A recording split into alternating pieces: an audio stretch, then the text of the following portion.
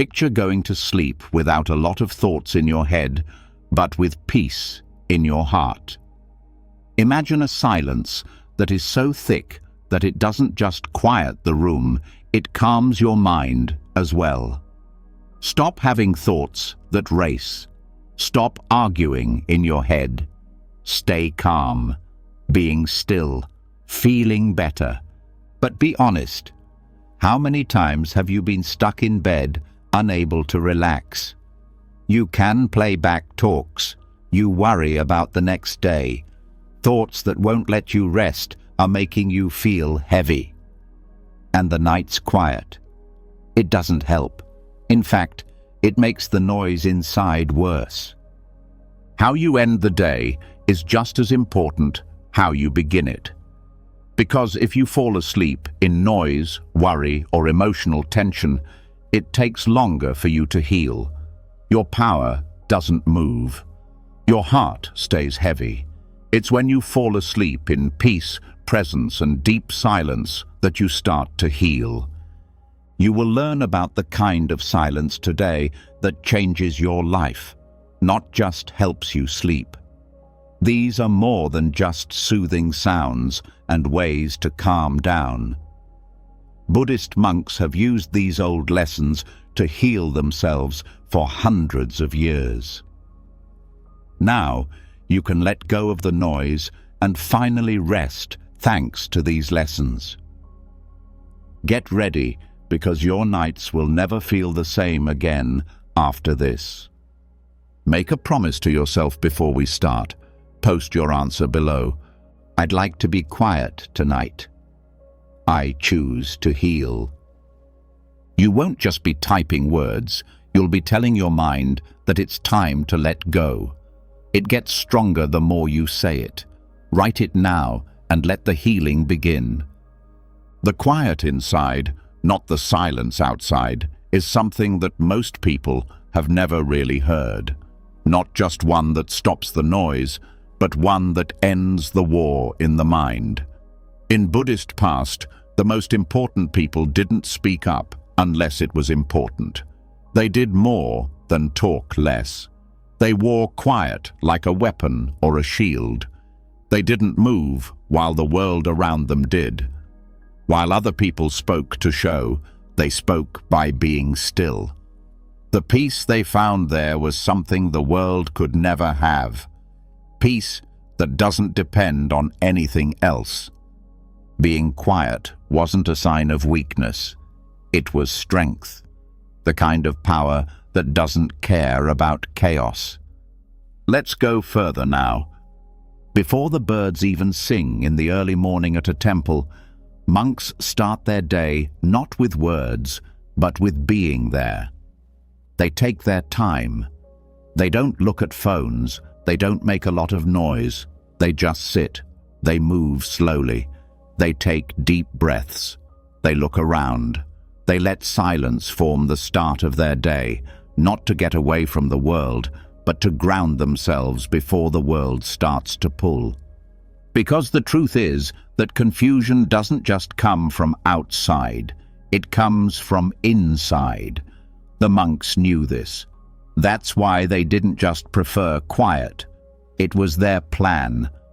Even when chaos tried to pull them into its noise, they stayed still. Not because they were weak, but because they were paying attention.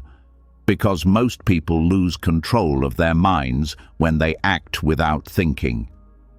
Everyday life is quiet in monasteries all over the world, especially in the Zen, Theravada, and Tibetan traditions. This is not by chance. People eat their meals without talking. There is silence when chores are done. There are even group walks that are done without anyone speaking. For someone who is used to talking all the time, this may seem extreme, but for the monk, every word is important. They are very careful with it. Every moment of silence is planned. Each pause gives you a chance to answer instead of react to something. People often think that quiet means emptiness in our world, as not having. But in Buddhist thought, it's fullness. In silence, we can better understand. It's where things become clear. Think about it this way. You can only see waves in a lake when you stir it up. The bottom is hidden, but when it calms down and stops moving, you can see through it. The mind is the same way. The monks knew this. That's why they didn't respond to every wave. They held out. They looked. While they were waiting, they saw more deeply than most people will ever see. Let's talk about the world we live in now, where noise is money, where people steal attention. In this place, reacting is praised, while thinking is not. Most people are pulled out of themselves all the time when there is this much chaos. Scrolling, arguing, a proof, putting on. But the sound of nothingness draws you in. It helps you remember who you are, even when no one is around. And this is where the good thing about being quiet turns into pushback. Monks didn't always yell when things were unfair, for instance. They sat down. When people were being persecuted, many of them didn't argue. They were peace. Think about Thich Nhat Hanh, the Vietnamese monk that Martin Luther King Jr. put forward for the Nobel Peace Prize. A silent peace march was led by him. It wasn't necessary for him to speak louder because he was already there. Because being quiet doesn't weaken your message.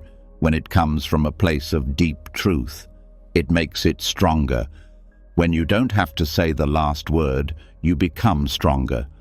When things are so quiet inside, even loud noises outside don't bother you. That's not being detached. Now that's skill, and they are trained, not born with it. It's being built slowly during the off hours, the hours when you have to sit in pain and don't try to find something to do. When you hear your fears, don't try to change them. When your feelings start to rise, don't try to hold them back, but don't let them take over either. That's the kind of silent defiance that monks used. They didn't become the storm, they just let it go. Getting angry when you're insulted is easy. It's simple to explain. It's simple to defend. But no sound? That takes a lot of inner power, the kind of strength that can look past the present. Because you stop bargaining your peace when you're truly rooted in who you are. Stop letting confusion live in your mind. You don't run away from it. You don't feed it anymore. This quiet isn't a sign of addiction. It's simply smart. A monk who sweeps the floor quietly is not cut off. He has more connections than most people do. Every move turns into a prayer. With each breath, you come back to being present. Being aware grows like roots in this silence. You start to understand how much of your life has been reaction and not answer, not truth, just noise, not coming, but chasing. And here's something powerful. Real quiet also shows what other people are really like. People show who they are when you stop talking to them. You can start to see how much of what people say is just nervous fluff. How many lies do people tell to avoid pausing? How many opinions are based on habits instead of beliefs? Masks fall when there is quiet, and the truth shines through more than ever. During some parts of Buddhist practice, people don't even look at each other. This isn't done to be rude, but out of deep respect for inner silence. Because a quick look can make someone look away. If a monk is alone and quiet, they only think about themselves. Not to worry or think too much, but to see what is happening, without any bias, without a story. Just be there. Being a witness is the first step toward change. When there is chaos, people often try to get back in charge by controlling other people, situations, or results. But monks don't do that.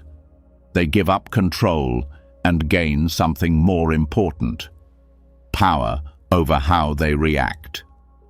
That's the real power, not by stopping the storm, but by being the calm in it. So, you might ask, how does silence heal hurt, pain, feeling sad?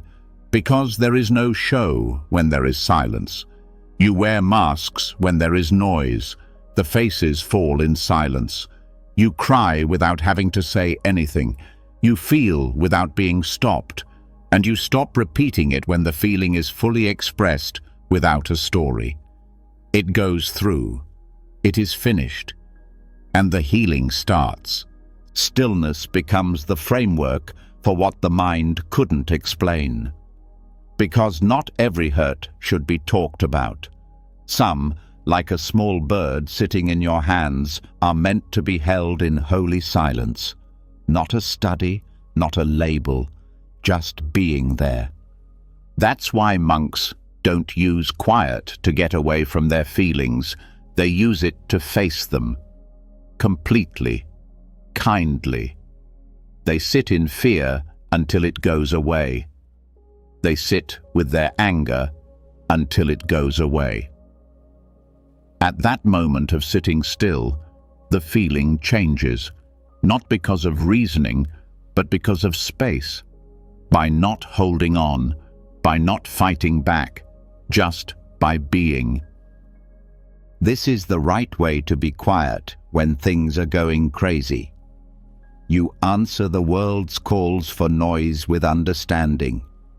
You bring peace when the world brings chaos, not by force. That's not by teaching, just by being there. Someone who is quiet but changes the mood of a place without saying a word. The idea that silence is a mirror is one of the most important Buddhist lessons. It tells you everything you need to know about the world and yourself if you look at it for a long time. It's not always pretty, but it's always truthful. This is the reason monks don't just stay quiet. They turn into it. It's quiet when they walk. Their eyes are soft. Their speech is rare. They have better expression, not because they don't have any. They don't waste time trying to be understood by people who aren't paying attention. When their words serve the truth, they speak. When silence serves the truth better, they don't speak. We can learn this too in our crazy world. It's not to become monks, but to take control of our own minds. To learn when being quiet helps more than talking. When being still is better than doing something. When the only way to keep the peace is to not fight back, but to stay calm. In Buddhism, silence is more than just not talking. It means that something greater is there, something holy. It starts over. A cleansing of the spirit, a chance to see things clearly from the outside of the action.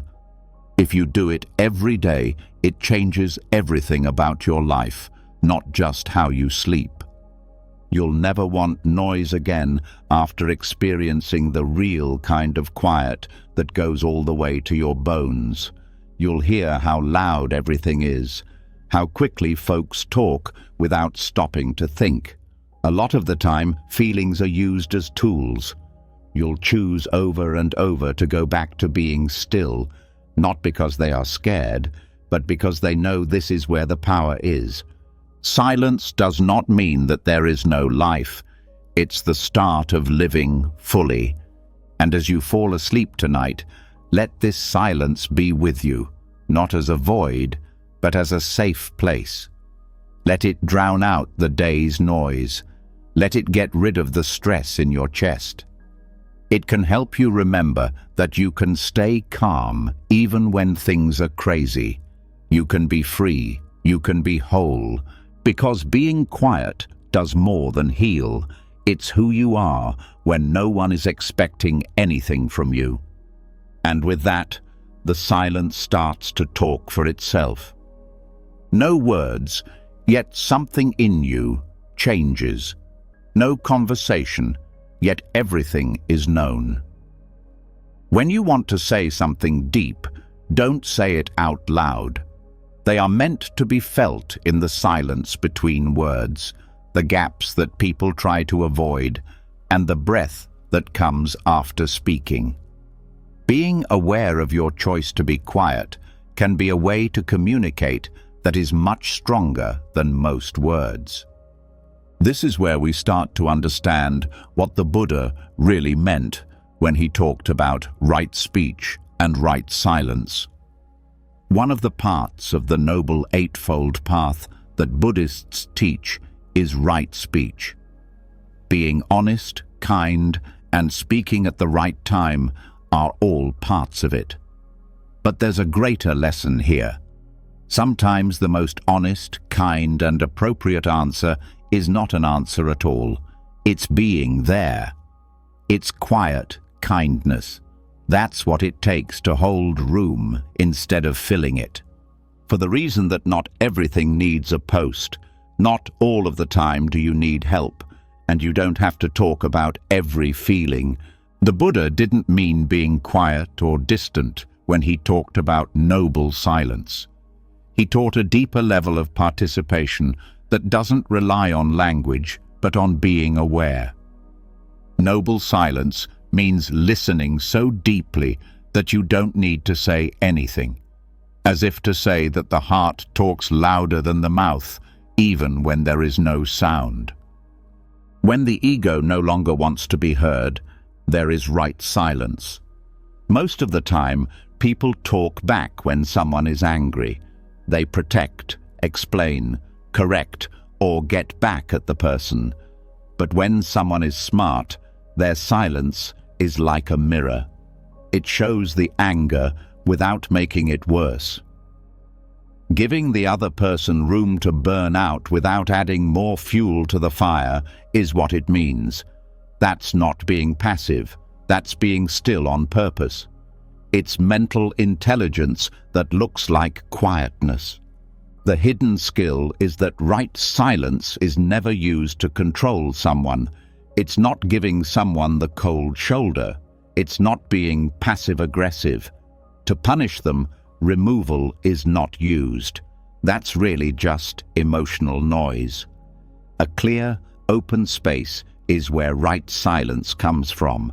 A spot that says, "This is where I am. I see you, but I choose not to do harm." That's the kindest limit a person can set.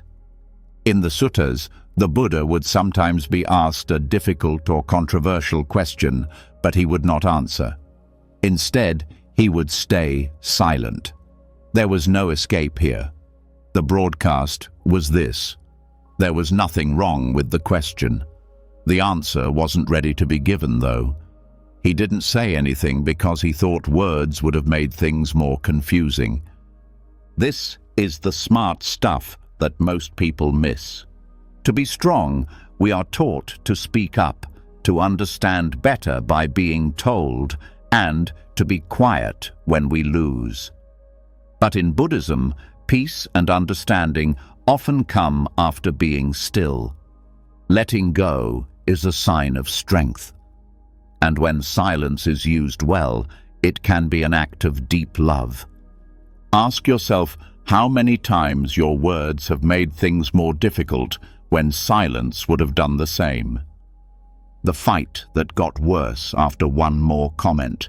This led to more confusion because both sides wouldn't stop. The apology that didn't mean anything because it had too many reasons for it. These things happen every day, not just sometimes. One way to break these loops is to learn how to react with noble silence. The right kind of quiet is not avoiding, it's aligning. When you don't speak, it means you don't add to the confusion, pain, or ego. Being aware that silence is not empty, but full of care, presence, and patience. Sometimes a friend will tell you about their pain, and they don't need your opinion.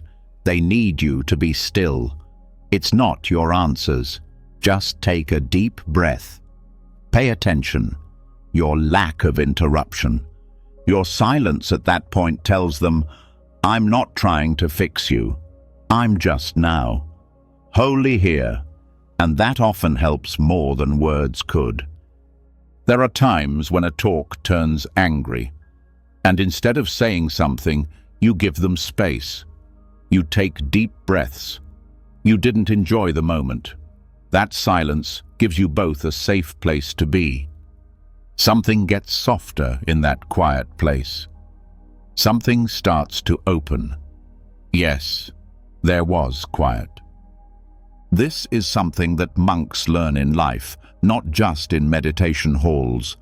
The way they walk, how they talk to each other. Every moment of silence is chosen, not pushed. And this choice changes how they relate to each other. It slows down the people around them to pay attention, for thought, because love-filled silence brings others into the present moment. It's not about being quiet all the time. It's about getting the rare insight of knowing when it's better to not say anything. Sometimes keeping quiet helps someone who is having a hard time keep their respect. It can help keep a fight from becoming a wound. It sometimes lets the truth come through without being changed. It can also just mean that you trust the moment enough to let it be. The ego is in a hurry to protect, explain, and fix its image. I don't need to win this, right quiet says. I don't have to be right. That turns into a quiet revolution. I need to stay aligned. A fight back against the noise of a world that always wants to be right. Someone said in Buddhist that you should only speak if it makes the quiet better. That is more than just beautiful. That makes sense. Just being quiet can help you feel better. It gives the nervous system a break. It's a place where the mind can clear out, where feelings disappear without being analyzed, where the heart can be soft again without fear. Yes, speech is important, but only when it makes things clear, when it comes from being quiet and not from noise. When there is right silence, there is right speech. It shouldn't be that way. Over time, a lot of people who meditate start to notice that they don't need to talk as much, not because they shut down, but because they don't need to be around other people anymore. It gets easier for them to be around you, with being, with letting quiet hold what words can't. Even everyday life changes in this place. You start to pause before you answer. You take a deeper breath. You pay attention to what people don't say. Before you say something, you feel the weight of it. And that awareness sends out a wave. The conversations get better. Arguments end before they start. Feelings are respected without being shared with other people. True quiet is not just silence for the sake of silence. Silence is good for you, as clear as silence.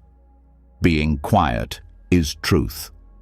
Zen Buddhism has a practice of answering questions with koans, which are strange, contradictory statements that don't make sense. It's possible for there to be no answer at all. Just being there. Keep your eyes still. There is only quiet, leaving the person who asked the question alone. There are some questions that don't need solutions. Pay attention to them. That's what noble silence is all about. Paying full attention. This kind of care is so deep that it doesn't need to be loud. It doesn't fill up the space it holds. It greets without pushing. It hears without stopping. In this way, it teaches by example. By being quiet in this way, you can hear what other people need, not just what they say. You can tell when someone needs space instead of help. You know when being quiet is the best thing to do. Real relationship doesn't always need a voice. You know that. This isn't taught in school. It's not often praised in public. But in Buddhist practice, it is holy. And once you learn it, you'll always have it with you. Because true quiet is what keeps you safe in a storm. When words aren't enough, this is what you say. Your gift when being there is more important than doing well. That's how smart people act, how a monk lives, the path of the heart that is awake. You'll start to notice it more now that you've tried to describe how you felt. In yourself, other places, during the breaks in talks, when you decide what to do every day, to talk or not to talk, to hold or fill, to act or to take a break. You'll begin to wonder, will this make the silence better? You'll smile and keep quiet when they say no. Yes, there is quiet. It's not until the words have died down and the air is still that something deeper starts to show itself. It's something that goes beyond language, listening, and even the presence of any sound. And it's not just the lack of words, it's the state of being empty, a huge, calm space that holds everything without holding on to it, a silence that is so full that its nothingness heals. If you take away everything that is false, what is left is where the truth lives. It's not in words or answers. It sounds like nothing is there. There is no gap, not a nothing, but a soft vibration that talks without words. The heart knows it right away, but the mind doesn't know how to grasp it. In order to answer a question with stillness instead of teaching, the Buddha pointed to this every time he sat still. This kind of silence, which is not just quiet, but also alive, is what all deep meditations touch. A lot of people think of nothingness as losing something, like nothing. But in Buddhism, niyata, or nothingness, is what lets you be free. Not because it takes away life, but because it takes away fantasy. Emptiness does not mean that there is no purpose. It's the lack of any confusion. About ego, with regard to, of noise. That's what's left when all the stories end and life's pure, untouched presence is seen. This is where healing takes place. Because suffering isn't just pain, it's what we make of pain. The commentary, the judging, and the pushback are what it is. The voice in the mind says, "This shouldn't be happening," and it makes the hurt worse. But that voice gets lost in the sound of nothingness. The verdict goes away, and the pain is just a feeling. Fear turns into energy. Grief is just a movement. All of this happened in a place that doesn't need to be explained. Becoming. Monks did more than just meditate to calm down. In order to get back to nothingness, they meditated. To go back to who they really are before identity, memory, and jobs. They found that nothing was missing in the deep quiet. This wasn't because they gained something, but because the illusion of lack went away. This is why the sound of nothingness can heal. It doesn't fix the self. It just shows that there isn't a set self. What noise alters can be seen in silence. Words try to explain, try to name, try to have your own. However, silence lets. It watches without stopping. It lets the event go by without stopping it. What makes it so hard for the thinking mind to accept is that it has no power over nothingness. It can't put it into a category. What about the heart? This place is familiar to the heart. it has been waiting for it the whole time. Doing more won't help you heal through sadness. That's where it comes from giving up the need to explain, solve, or become. There is no becoming in this place. There is only being. No fixing, just growing. It's strange, but this is where real change happens. Not because we want to change, but because we do not fight against what is. That quiet giving up is not a sign of weakness. Peace is at the heart of its power. People stop needing proof when they reach nothingness. They no longer need approval. They no longer need to be understood. Because the created self, the person who needed all of those things, starts to fall apart. Soft awareness is all that's left. Kindness that is big. This kind of power doesn't need to be seen. It is what it is. A lot of Buddhist teachers talk about listening to silence, which is not a figure of speech, because there is texture in quiet. There is a tone to silence. It has very low levels that the normal mind can't pick up.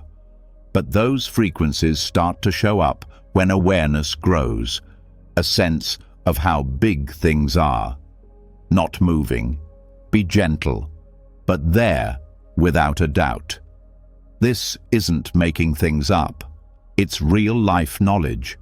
It's more comforting than any mantra and more stable than any reason once you know it.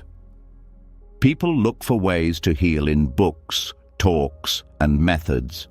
But in Buddhism, this void has always been the best way to heal. The sound of nothingness. The holy pause that lets the mind and body rest, the breath come back, and the stories melt away. Because every nerve system needs rest, and not just sleep. It needs silence, a silence that stays, not just shuts up, that feeds, not ignores.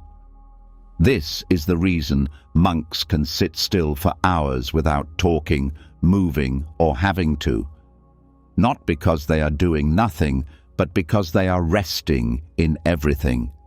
In the whole that doesn't have a name. In the space that has no bottom and holds the whole universe but doesn't weigh anything. This quiet isn't a break from life. It is the highest form of life. A lot of people fill their time because they don't want to be alone. They get nervous when it's quiet. They get antsy when it's quiet. But this isn't because silence is painful. It's because everything that has been pushed down starts to come to the surface in quiet. In reality, that's the first step toward healing, not a trouble. The noise inside doesn't get louder when you finally sit still. It just gets heard. And you can only let go of what you notice. That's what the sound of nothingness gives you. Nothing is pushed away by it. It lets everything in. It shows what has always been whole, which is something that no effort can do. This isn't an idea. It is a habit. To sit still without wanting something to do. To walk without having to go anywhere. To be able to breathe without any help. To let the moment go by without grabbing onto it, chasing it, or giving it a name. Any of these can lead you to the sound of nothingness. Each one helps you connect more deeply with a self that is big, quiet, and free, not small, loud, or anxious. Some masters of Tibetan Buddhism say that silence is the voice of the awakened, because there is nothing left to explain when the mind is truly clear. In the same way that the sky doesn't have to explain the clouds, the mind that is awake doesn't have to explain the thoughts. It sees them rise, move, and fall apart without sticking to anything. And when you let go, everything gets lighter. The hurt, the past, even the heavy personality you used to carry. A lot of people try to find peace by making their minds better, but the sound of nothingness doesn't stay the same. It fades away. It opens up the small places inside you. It makes your strong views less firm.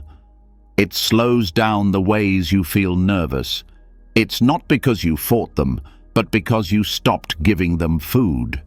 They were able to leave because you let them.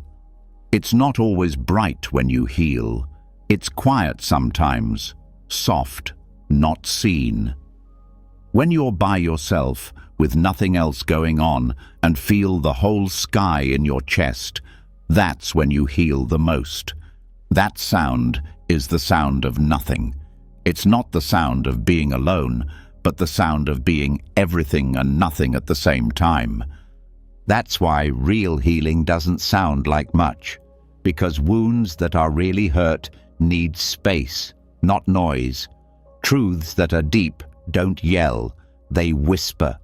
They show up when you stop looking for them, when the surface stops moving, and there is a knowing in that silence. Not learned, not earned, right there. Be quiet. Okay, not a doubt. It also says that you don't need to look for peace. You just need to stop making noise around it. This is the gift that the Buddha gave us by remaining silent, by being there, with his eyes still and hands empty. He didn't say what he believed. He picked out a state that everyone can reach. Not after becoming wise. However, in the peace, in the air, in the way that this very moment is slowly coming together. And the more you come back to this empty space, you start to trust it. It might feel strange at first, but soon it will feel like home, since it is the house that's behind all the noise, the thoughts that never stop, the changes in feelings.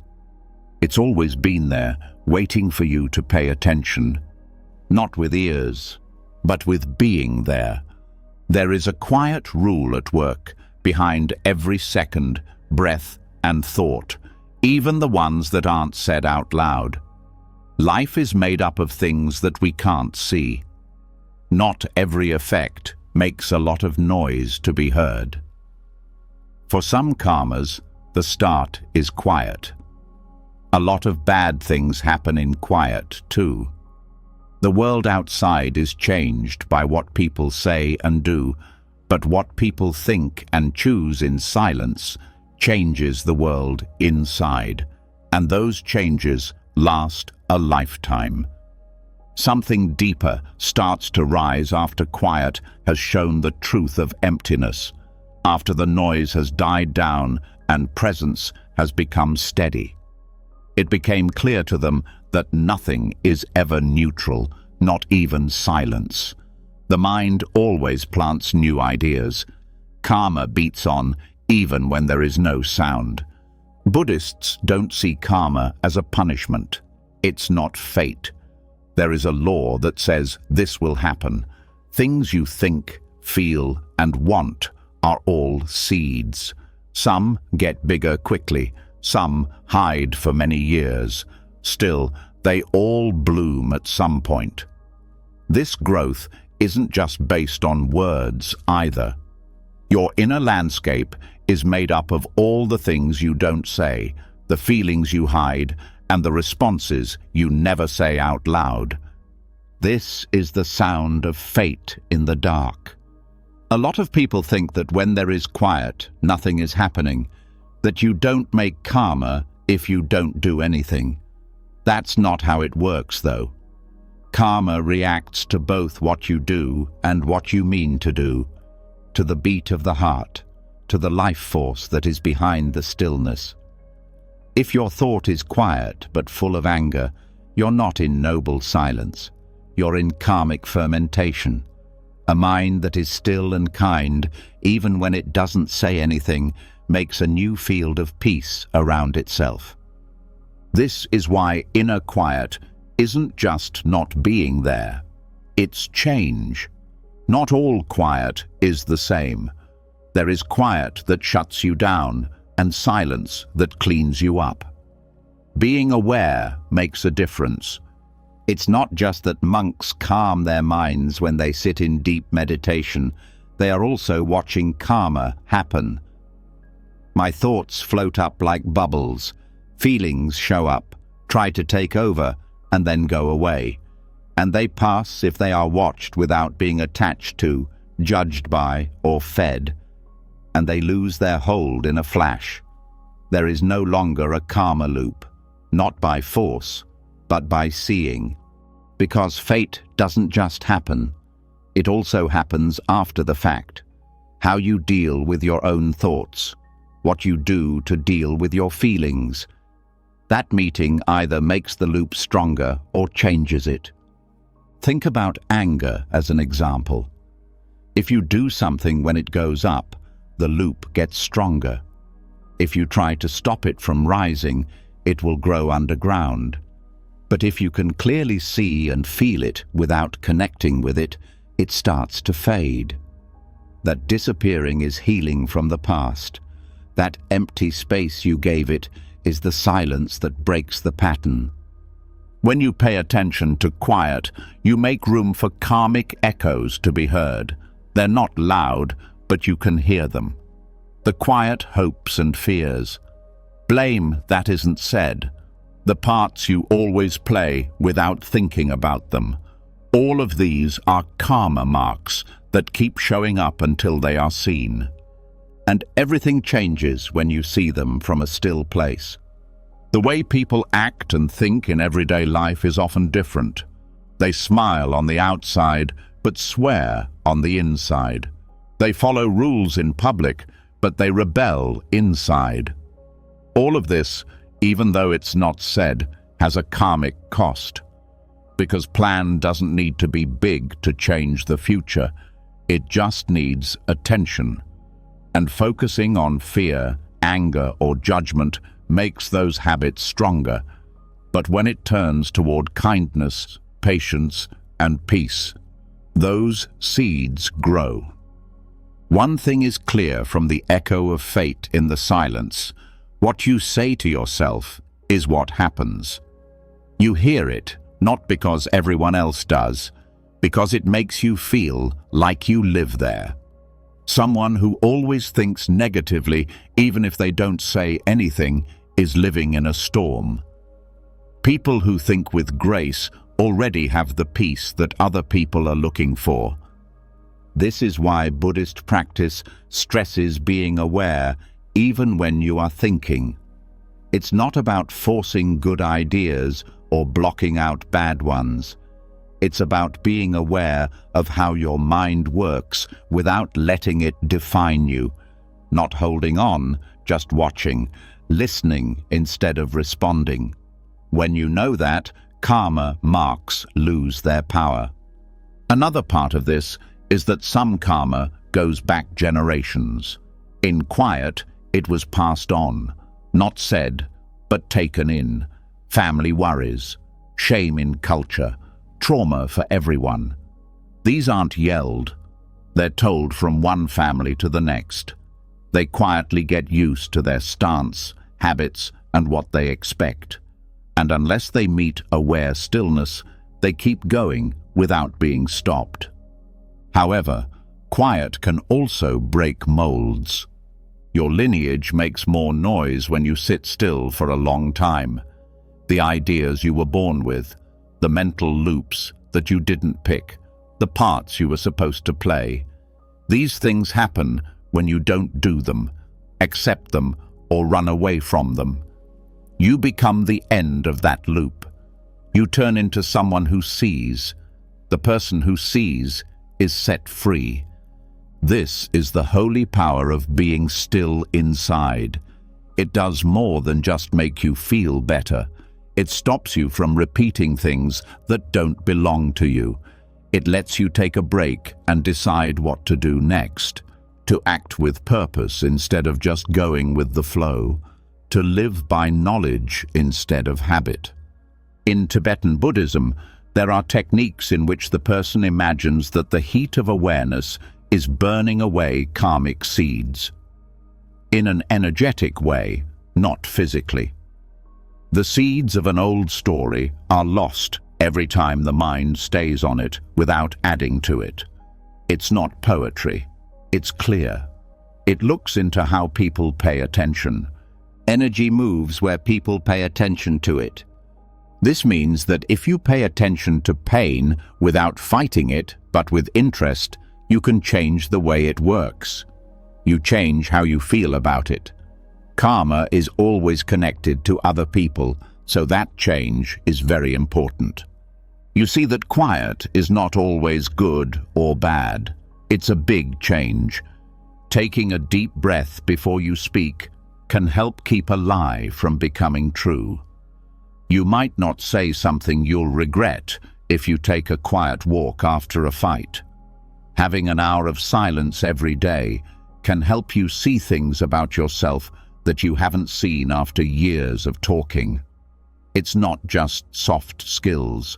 They are tools of the spirit world, simple and quiet, but strong enough to change lives. It's not just you who feels the echo of karma in the silence. You give someone a place to grow when you hold room for them without judging them, or even when you don't say anything. Your company turns into a safe place. Not because of what you say, but due to what you don't say. You take your time. You don't fix. You have no power. You are. And that's where they can meet themselves without fear. This is why monks can sit with people who are hurting and make them feel better without saying a word. Because you don't always have to give peace. Sometimes you just have to stop taking it away. On top of that, unconscious response is what takes away peace the fastest. Conscious awareness is what brings it back. Be quiet. Hold on. I love. In silence, you can also gain karmic understanding. You can see the loops more clearly as you stay still. Why having the same thought always makes you act the same way. Why the same move hurts the same way. Why the same pain makes the same idea stronger. You start to understand that you were never cursed. You were just reading from a script. You can now stop. But stopping doesn't mean running away. It means to stay for a long time, long enough to see through the trick. Long enough to feel the pain without turning into it. Long enough to understand that all of your karma depends on you to stay alive. The loop ends when you stop taking part, silently and knowingly. We are now in a deeper silence. Not just the quiet of lips, but also the quiet of a rebellious heart. The quiet that says, I'm not going to listen to the voice of fear anymore. From now on, I won't act out of habit. I'm not going to believe the thought just because it's loud. I'm going to watch. I'm going to breathe. I'm going to stay still. I will remember who I was before the story in that quiet place. Karma doesn't go away with this kind of silence. It makes it different. The lesson is still there. It finishes it off. The reason is that karma is not a prison. It is a lesson. The pattern stops when the lesson is learned. You don't have to say you're healing out loud for it to happen. There are times when all you need to do is stop talking over it. Get rid of the old thoughts. Allow the silence to hold them. Let awareness do what words could never do, because you'll hear something old when it's quiet. Knowing that goes beyond thought. A fact that doesn't need to be defended. Every breath has a whisper of it. Justice is not the end. Being there is the way out. Karma starts to lose its hold on silence, and then something surprising steps in. It's a presence that doesn't talk, doesn't judge, and doesn't try to take control. Looks around, in peace, all the time, without any breaks. Not the mind, not the voice inside your head, but there was something behind it, being a quiet witness. This is the moment when Buddhist practice changes. It's not enough to just calm your thoughts or fight them. You need to take a step back and realize that none of them are really who you are. Being aware of something doesn't mean being caught up in what it sees. One of the most important changes a person can go through is moving from identifying with something to observing it.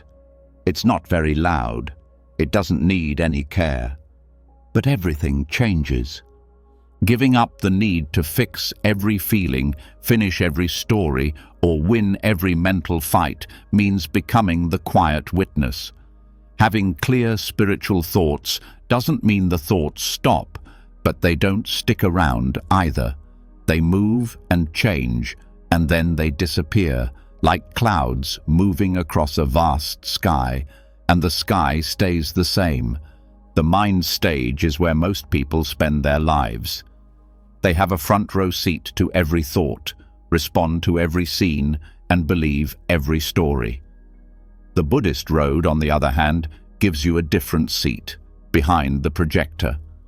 Where the story stops making sense, you notice it. You start to see the thought, feeling, or sensation not as me or mine, but as something that is happening in your mind at that moment. It might sound easy, but you need to practice this a lot.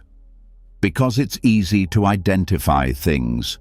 It starts when they are young. People teach us that what we think about ourselves is true, that how we feel makes us who we are. But the calm witness sees the thought and says, "That's just a thought." It feels the feeling and says, "That's just energy." It sits with pain and knows, "That too will pass." That space between what you feel and how you react to it is where freedom lives. The brain starts to change in that place. Ancient monks found something that modern biology now confirms. Watching without responding changes the way the mind works. The more you watch without grabbing on, the more your brain unlearns the natural things it does. The amygdala starts to calm down. This part of the brain controls fear and anger. The prefrontal cortex gets stronger. This part of the brain controls thought and behavior. After a while, you stop reacting because you don't have anything to protect. Peace is not having any feelings. It is not being involved in anything. Being the quiet observer doesn't mean staying away. It means being there without being pulled. You don't have to get lost in a moment to fully experience it. It's possible to feel sad without sinking in it. You don't have to act on your anger to feel it.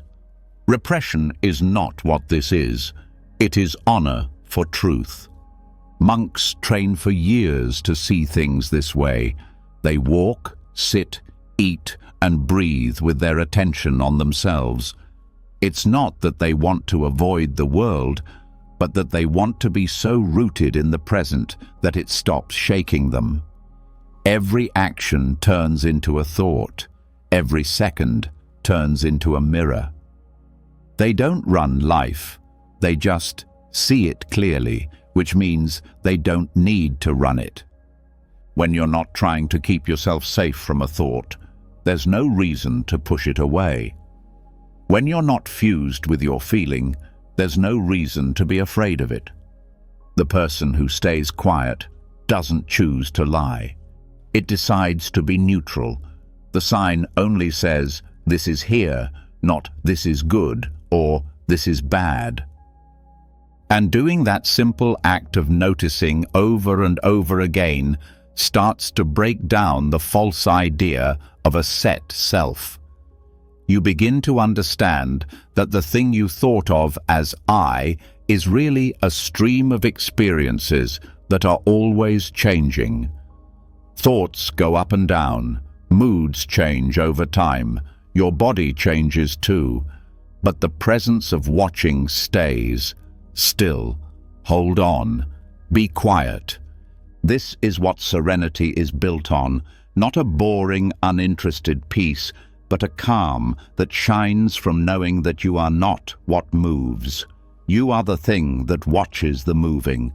This practice makes a big difference in everyday life. Stress comes and goes, but it doesn't stay. Even though triggers still happen, they don't run things. You still have feelings, but they don't own you anymore. The conversations get better.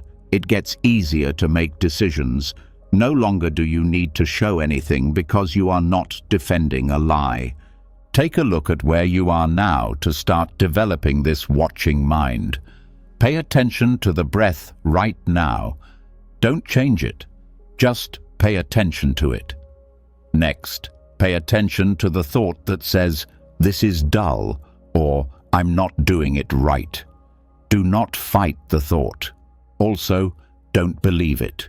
Watch it come into being, last, and go away. This is how things are done.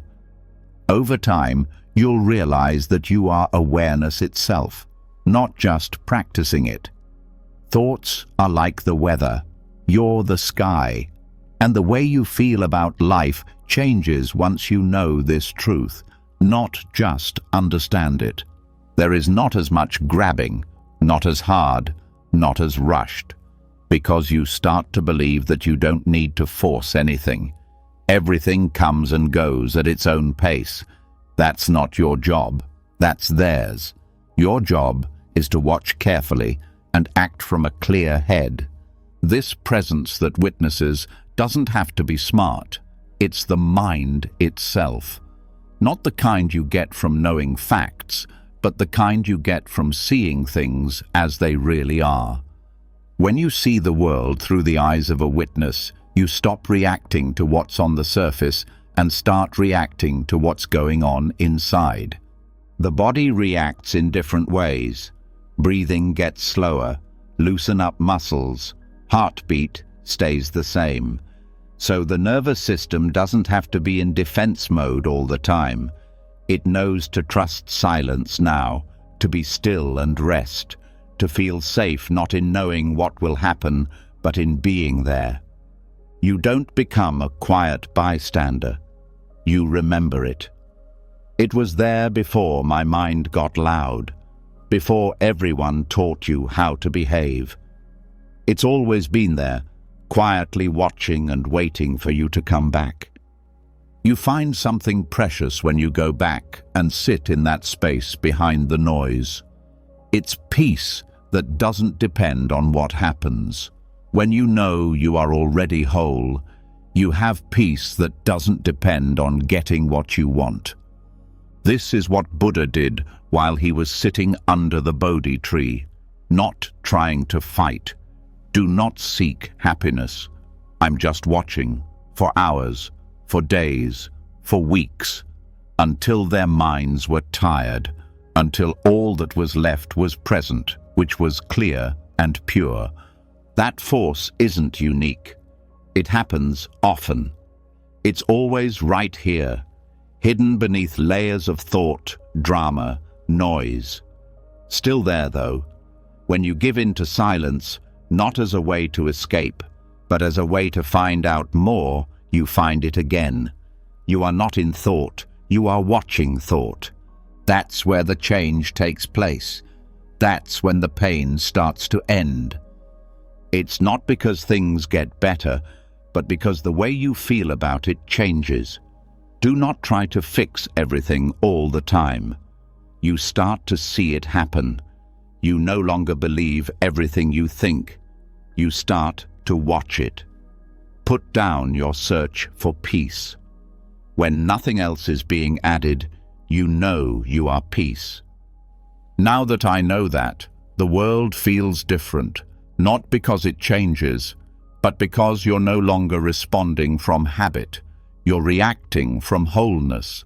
Take a moment to think about that. Take a deep breath, let it get deeper, allow it to grow, and a new kind of silence starts to call when the quiet witness is no longer just an idea, but something that can be felt, when the observer is more stable than the feelings it sees. It's not just the empty space between thoughts.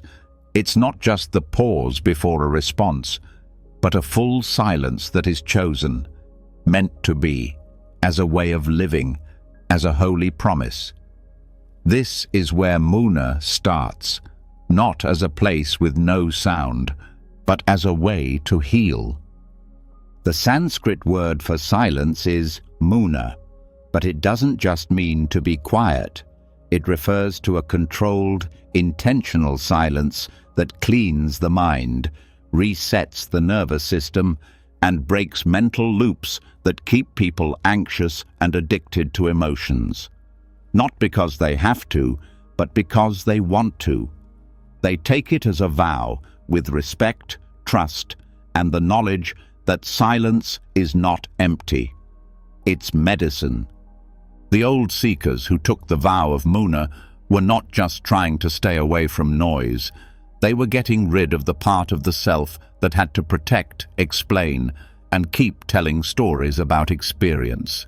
They made room for something greater to rise, truth without any extras, peace without any conditions, and healing without any work on their part. People who count on words start to lose their grip when they stop being important. These days, being quiet is not rewarded. It awards good work, always talking, quick thoughts, right away answers. People are taught to talk before they really feel, to answer before they've heard everything, to name things they don't really understand. Over time, this habit makes noise inside as well as outside. The mind gets hooked on responding, explaining, and being heard, even when nothing important is being said. This circle is broken by Muna. It gives a reset that is so rare that most people never get to see it. Not just a break from technology. It's not just a quiet room, but a complete change in how you stand inside. You can choose not to talk for an hour, a day, a week, or even longer. This is not a punishment. It is freedom. Allow me to return to the center, to get back the energy that was wasted on pointless words, to hear what's really there past all the thought chatter. This vow isn't about being mysterious or distant. Not pulling away from people is not the point. It's about getting back in line. It's about being aware of how much of what we say is based on pain instead of clarity. Muna tells us this. It shows the nervous urge to fill empty space, to explain feelings as they happen, and to react automatically just to keep the room from being quiet. That urge is seen when the vow is kept, and it slowly goes away. As a result, the mind stops talking, but it does more than that. It gets light, slow thoughts. Feelings get softer. As things get softer, trends begin to break. Those old responses that used to feel natural now don't seem to be needed. Stories that used to be interesting are now just stories that don't stick out. Because if you stop giving them words, they stop moving forward. In addition, Muna shows mental dependencies. Not on people, but on how they make you feel. The need to be known.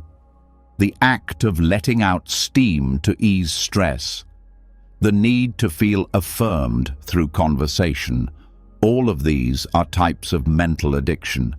At the end of a sentence, they peak out.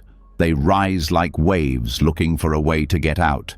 But when there is quiet, those waves hit the shore of awareness and go away. Mental training can make anxiety worse by making up talks, by planning what to say before something happens. Your mind is less busy when you don't talk as much.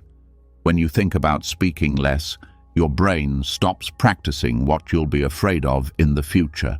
And once the future stops taking over the present, worry has nothing more to feed on. This is why monks make vows of silence, either for a short time or for life. Not to cut themselves off from the world, but to get back in touch with it without any problems. Muna is not a lonely place. It's cleaning up. It brings the mind back to its natural state, which is open, calm, and clear. Not having to name or describe every event or feeling, something subtle starts to change when you do Muna. You become more aware of how you use your energy. You start to think, does this need to be said? Is this even my thought? What will happen if I don't say anything about this feeling? These questions make room, and peace comes back in that place. Even if you are busy, there are ways to do Muna in the current world. You cannot talk for an hour every day. Don't text, no emails, just being there. You can also choose to not describe yourself for a whole day every week. You just do things in silence. You let your power show. You let your breath talk. This helps you understand how much conversation is just noise that looks like it's important. You start to notice your speech in new ways as the vow gets stronger. Not just what you say, but also how it makes you feel. You can tell when the words you use are based on fear, when you raise your voice just to be heard, when you laugh to protect yourself. You don't need it after seeing it. Patterns fall away, not because of force, but because things become clear. Muna teaches you to be honest without making a fuss, to keep your presence with you like a light that doesn't go out when things get loud. You learn to be a safe place for yourself where you don't have to say anything to be real, when people can fully feel their feelings without broadcasting them, where healing doesn't happen through talking but through holding on to things. Stillness is very strong, and no act can take it away. A sense of pride that comes from not having to be the biggest, smartest, or most interesting person in the room. You start to enjoy being by yourself. You start to believe in your own beat. You only start to talk when it makes you feel better. This vow also brings you nearer to being present. When someone stops talking, their awareness grows. You can hear your own footsteps, feel your own breath, and notice the rise and fall of your feelings without adding anything to them. You stop living through stories and start living directly. The experience gets clearer and more intense, and the mind gets easier. A lot of spiritual teachers talk about a time when they were practicing silence and the identity they used to have, one made up of stories, names, and accomplishments, just fell away. Not by force, but that is very clear. There was no need for any of it, because they saw that presence already existed. Not having any of it made me feel alive. This awareness can be reached through Muna, not by adding anything, but by getting rid of the noise that hides it. The truth isn't being hidden. Truth that is so pure that it doesn't need words to describe it. This is the truth that you can only know when you empty your mind of thoughts and your heart of shields. This vow might be hard for someone who is always being stimulated, but the task is what makes it work. Because it breaks the chain of reactions. If you do something unthinking, it breaks the thread. It does this slowly. Muna does not harm people. Do not use force. Not to name, share, or explain, just to go back to the place where life is enough as it is. And maybe, most importantly, Mauna makes people more compassionate. Not the kind that you say out loud, but the kind that you feel alone. The kind that listens fully, gives space without giving advice, and is calm even when there is a lot of noise going on around them. This kindness doesn't need to be seen. It is what it is. And this quiet compassion makes the bond stronger. Other people, with yourself, right now. Over time, keeping the vow becomes less of a chore and more of a welcome home. When silence stops being a challenge, it becomes a safe place to be. You start to want it, not to get away, but to start over. You begin to guard it, not out of fear, but out of respect, because you know what happens when you choose to be present, when you delay speaking, and when you hold your feelings. Peace comes. It's clear again. It becomes normal to heal. You understand that words can only do so much. There are parts of yourself that can only be reached by silence. This is Mauna's promise. To get away from life, not to hide from it, not to turn away from the world, but to come back to it with a heart that has been cleaned by silence. It starts to heal on a deeper level when silence is lived, not just practiced. When it's not just a break from noise, it's the place where truth meets people. More than just a habit, more than just rest. We are no longer at odds, not outside, but inside. Because there is a quiet war going on behind every story, opinion, and deed. Thought against thought. Belief versus doubt. Reality versus how you see yourself. And the answer to this war is not louder words. It needs silence, the kind of silence that doesn't pick a side. Buddha's silence wasn't an inactive state. It was done on purpose. He didn't always answer questions that were meant to trap or anger him, not because he didn't know what to do, but because he saw the trap, how the mind becomes hooked on wanting to win, the ego's need to protect itself, the false belief that more talking will make things better. He didn't use words to clear up every misunderstanding. Instead, he gave us space, the kind of place where you don't have to fight before you start. Everyone has that same place inside them, but most people don't touch it, because our first instinct is to think louder, fight harder, and defend ourselves faster when we feel uncomfortable. People always ask themselves, should I have said that? Why did they act that way? What if this happens? The mind turns into a courtroom. What about the ego? It wants to win all the time. But there is no side to quiet. It's not a defense. It's an escape. The first step to ending the war in your head with silence is to decide not to argue with yourself. Not because you've given up, but because you don't think every thought needs an answer anymore. Most fights inside are just old energy being used again. Old fears are showing up in new ways. Childhood sounds wrapped in words from adults.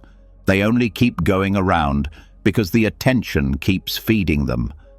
The cycle stops when someone chooses quiet, not because they are tired, but because they are smart. The loop is over. The plot falls apart in this story. Something strange takes place. Thoughts keep going, but they don't stop. It gets worse, but it doesn't drown you. They move through empty space like wind, There is nothing to hold on to, not a thing to push. It's not just the lack of sound in this kind of quiet. It's the lack of disagreement. It's not that nothing is going on inside, but because you have stopped picking a side. This practice becomes clear when you meditate. Thoughts come to mind. Thoughts. Good old times. Feels bad. The need to talk about something again, defend a choice you made in the past, or explain a choice you made. But you don't do anything. You just sit. You take deep breaths. You don't know. You don't fight back. You saw it. And seeing that changes things, not in the topic itself, but in how you talk about it. The mind will say, "But you need to explain yourself." Silence will say, "Let it be." The ego will say, "You were wronged. You need justice." Silence will say, "Watch the pain, not the story." The fear will say, "You need to be ready for everything that could happen." Silence will say, "Stay here. Let this moment be enough." The mind starts to learn over time. It doesn't make sense. Through repeated use, through repeated experiences of peace in which no one talks, no one answers, and no one is in charge. That's when the war inside starts to end, because there's no longer a reason to. The part of me that wanted to be right, liked, and perfect is no longer getting food, and if you don't notice it, it goes away. This doesn't mean not caring. It doesn't mean being cut off from life. It means getting involved without fighting it inside. You live fully, but you don't fight life while you do it. You listen without practicing what you're going to say next. When you get angry, you let it happen without trying to explain it. Stop telling stories about your pain and let it go. Zen silence doesn't get rid of thinking. It takes away their power. It gives the trigger and the response some room to move. And that's where clarity grows. You can see that this idea isn't new. We've seen this fear before. It's not about what it seems in this fight. And most importantly, you start to realize that the peace you thought you had to work for was already there. It was just hidden under defense. Defense against being judged. Not to be rejected. To avoid being misunderstood. The funny thing is that the more we defend, the more broken we feel. We can't hear as well when it's loud. We don't rest enough when we push hard. Silence doesn't end the war by making it impossible to fight, but by taking away its power. It shouldn't have happened. I shouldn't feel this way, and they should understand me are all examples of inner voices that try to change the present moment. Still, each of them is a fight against reality, a turn away from the present. In Buddhism, pain comes from this resistance, not from the event itself. It doesn't agree or disagree when silence comes in. It keeps the moment without having to be fixed, and something amazing happens from that hold, figuring it out, to forgive, let go. It's not because things have changed, but because of how you held it. This is why being quiet doesn't mean do nothing. There is no stronger non-reaction than this one. It's what changes the mind from a battleground to a safe place, from a courtroom to a place of worship. Where there was a lot of noise, there is now a place of peace and knowledge. The ego will fight this. To feed the ego's need to compare, it wants to fight. It needs to be heard. It needs a bad guy. The enemy can't hear you, though. Patterns are all that are there, clearly seen, gently watched, and left to fall apart. This is where even physical healing starts. Neurobiology research has shown that the body calms down when the mind does. Heart rate slows down in deep silence. Cortisol goes down. Less inflammation happens. This is because the body isn't having to react to a steady stream of threats, most of which were never real. They don't just happen during big events. They happen all the time in the background. The talk to yourself after talking to someone else, what people say when you make a mistake, the never-ending list of what-ifs. And they all use up power, not because they're true, but because people believe them. Buddhist quiet doesn't mean you have to shut down your mind. You are being asked to stop praising it, to look without changing, to listen and not agree, to feel without giving up. That changes the game. Peace will no longer be something you seek in the end. It turns into the standard. It's not that the world gets easier, it's just that your mind stops turning every moment into an argument. The judge inside of you steps down. The judge inside of you stops talking. You don't have to defend who you are all the time. One person is left who is already whole and doesn't need to rectify anything. This is not faith that is passive. This is what freedom is all about. The kind that lives in the mind. The kind that stays after the answer is over. The kind that says, "Don't fight anymore," in a whisper. And you can only hear that voice, that truth, when there is no one else around. Allow that silence to grow. Let it live in the places where stress used to be. Let it get to the parts of your mind that used to be filled with arguments. Let it bring peace where there was only noise before. The war is over now.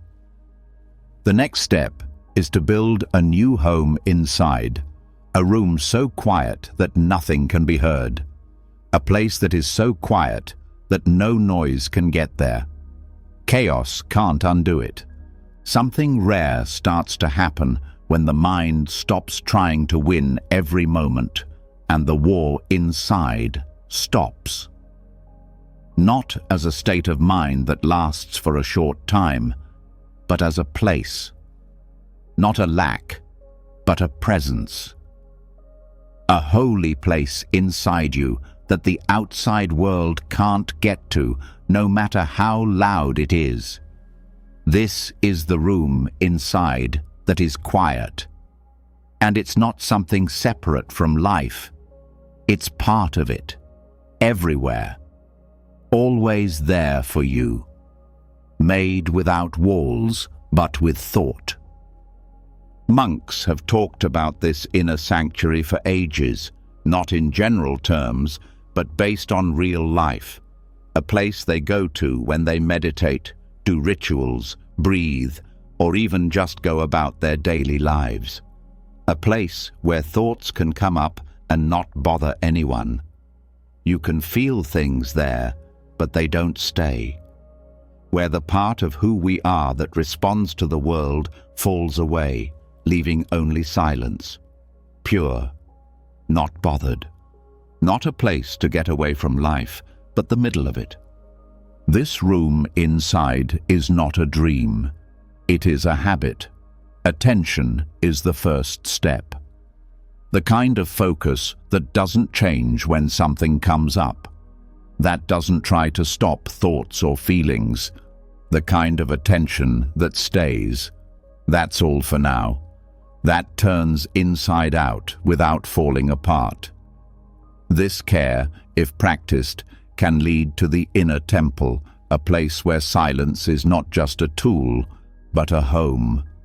In Buddhist temples, the process is helped by the silence outside, but inside is where the real work is done. It's important for monks to learn how to sit with pain without trying to fix it, to feel something without being told, to not move, even if your body or mind wants to. This steady focus on the inside makes something strong. a kind of building that can't be seen and can't be moved by events. Getting away from the world isn't the point. The point is to be rooted in something greater while going through it. The room that is quiet inside is not clean. It's not numb. It's living, soft, very large. It lets you be happy without holding on. It lets you grieve without sinking. That's where peace lives before anyone can explain. And you don't need the outside world as much the longer you stay there. Not because you don't want to live, but because you found a source that doesn't change when life does. Start with your breath to create this space. Not in charge of it. I'm only noticing it. With each breath, bring yourself more into the present moment. Relax your mind by focusing on where the breath in and breath out start and end. Do not chase. Don't change. Stay put. When thoughts come up, just let them go by like people walking by your window. You see them, but you don't follow them.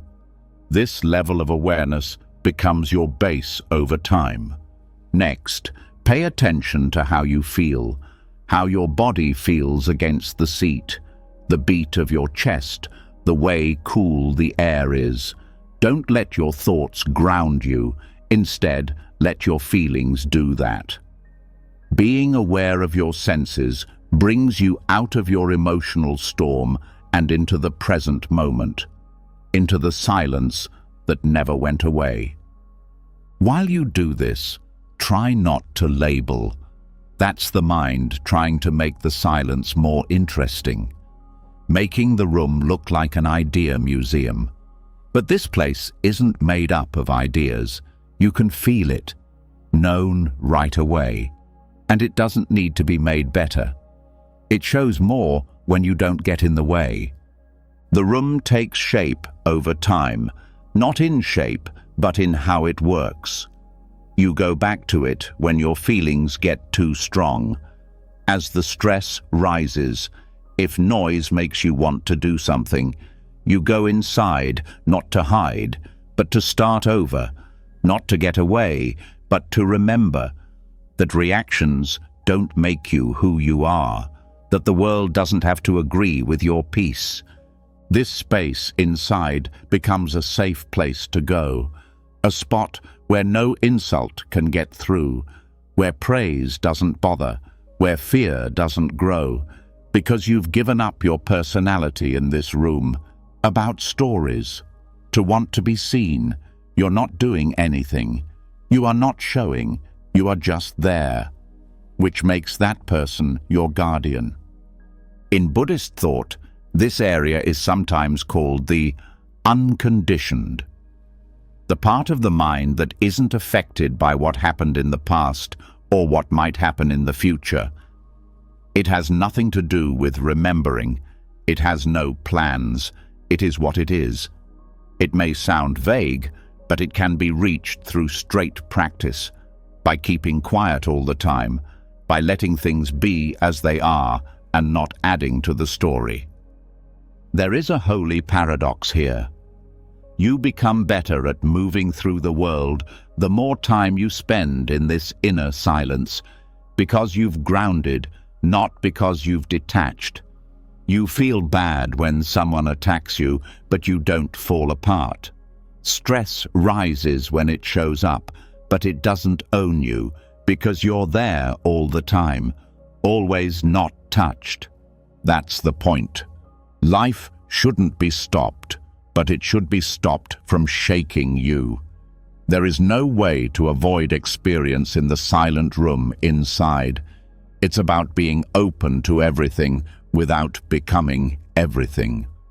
You can cry without fear from this place. You don't have to grasp to love. You don't have to be selfish to act. You're not trying to get anywhere anymore. You're already at home. Monks work on this practice for decades. It doesn't need clothes or retreats, though.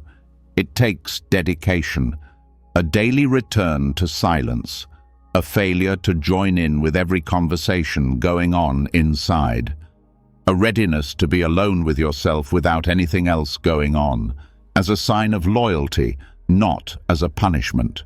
Things start to change slowly.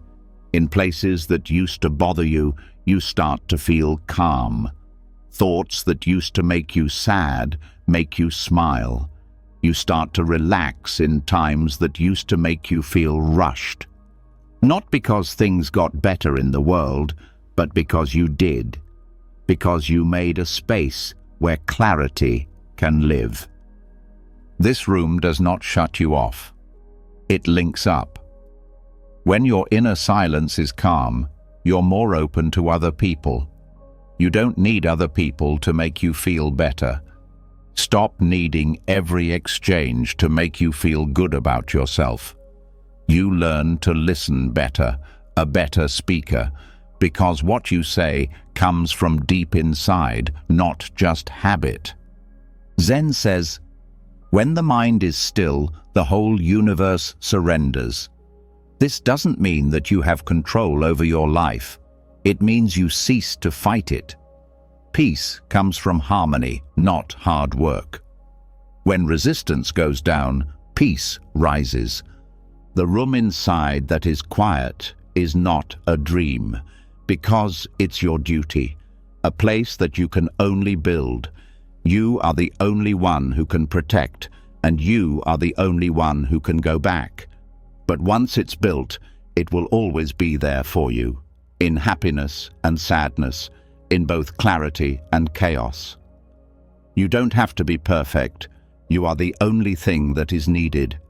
And just being here is your teacher, your doctor, your rock in a world that is always changing. From here on out, you start to live. Use this area to talk.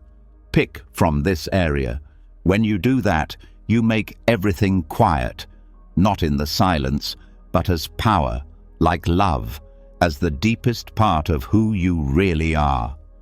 From this inner altar, we now move on to something even deeper, a place where the ego starts to loosen up, where quiet changes things, not just calms them down, where the old self starts to fall apart, not through fight, but through giving up.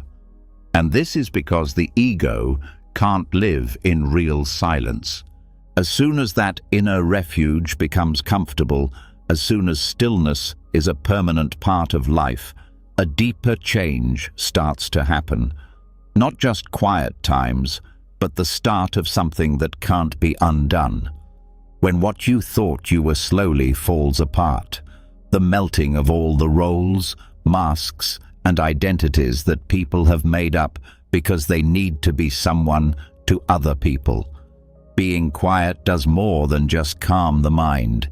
It feels like death, not of the body, but of the mind. And something new starts to form in its place. Not a better version of the old self, but a birth into peace, presence, and simplicity that doesn't need to be done. In Buddhism, silence is not just a place to rest, it is also a way to change.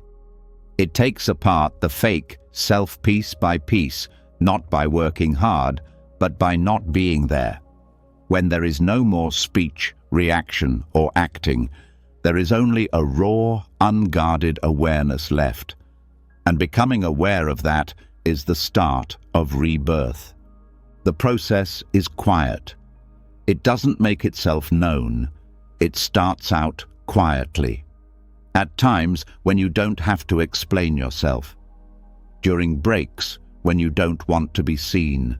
In breaths where the old person tries to talk but is drowned out. These small disappearances are the ego's slow death.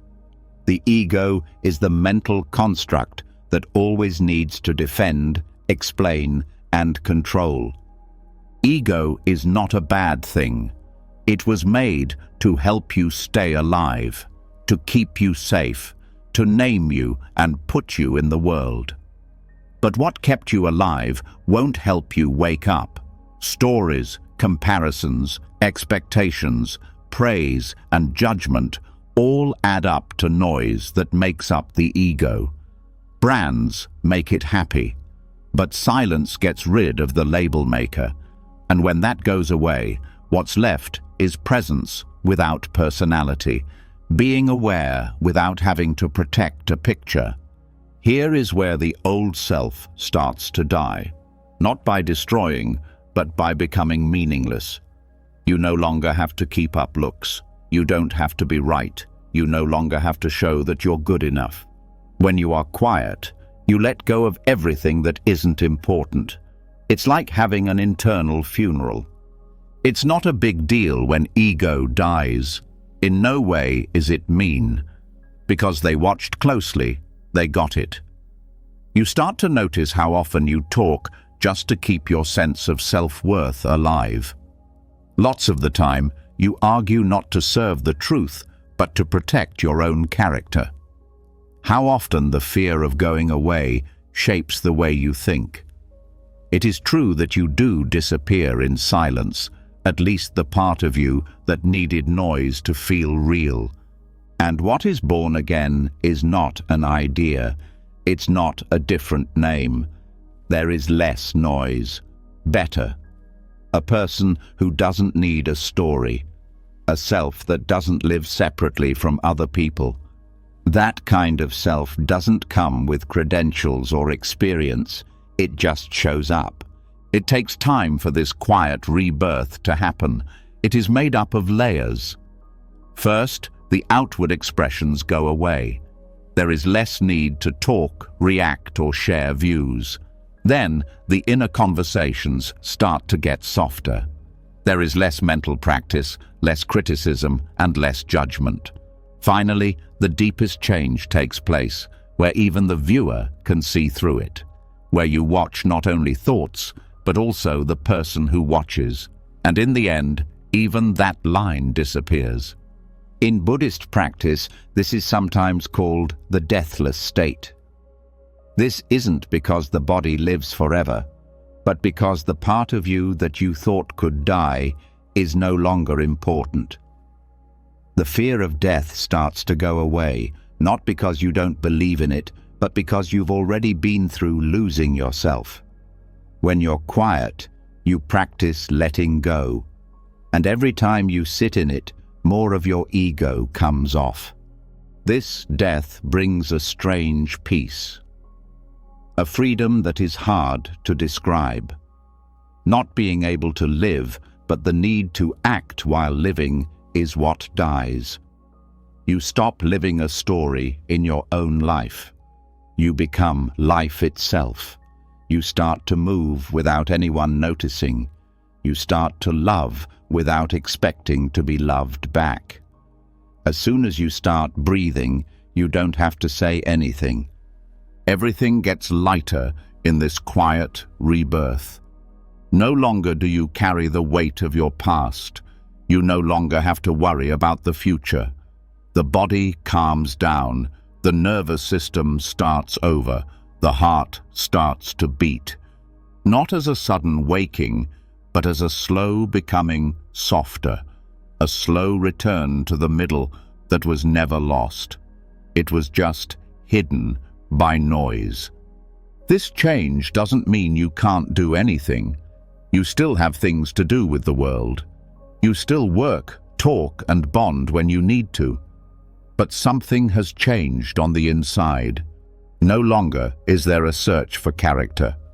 I no longer need to confirm my hunger. Your acts are no longer signs of fear. They are now signs of confidence. People nearby might notice. Some people might say, "You're quieter, calmer, and harder to anger." The lack of ego is what they are really seeing. The place where stress used to live. The silence that has taken the place of words now talks louder. The process can make you feel lost. At times, the mind may freak out and try to take back its part. It might make you question yourself. Who are you if you don't have goals? Without a view, without a fight. But these are just echoes. the last breaths of a self that loved being complicated. Let them go. Do not speak. Watch out for now. In Zen, the word no self is often used to describe this stage. It doesn't mean empty in a bad way, though. To be full without lines is what it means. Being without having to be a certain thing. Being so free that you don't have to describe what yourself means is what it means to lose yourself. This is why people respect silence, not because it makes you calm, but because it shows you what was true all along. It doesn't make you feel calm. It gets rid of what was blocking it. It doesn't change who you are. That means you don't need one. This new life is not something you get. You let it happen, because they didn't break the quiet, by staying in the quiet even when it gets boring, through letting the old fade away until the new doesn't need to come, it just is. This makes me feel a certain kind of joy, not the thrill of being excited, but the deep ease of not having to worry, the joy of waking up without having to carry your picture around with you, the happiness of being enough without having to work for it, the peace and quiet that comes from not worrying about whether you succeed or fail.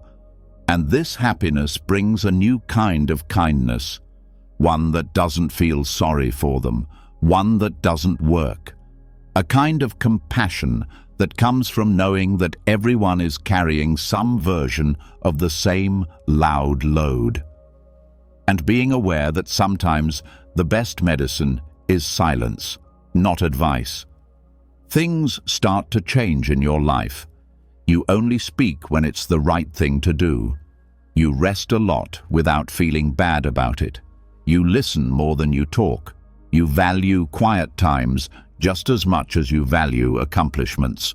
When the ego tries to come back, you know it's there and smile at it instead of giving in. Now is not the time to be silent. It's about getting calm. It's so calm that nothing needs to be pushed, so clear that choices just happen. You feel so stable that the world doesn't pull you in every way. That's what this peaceful death gives you.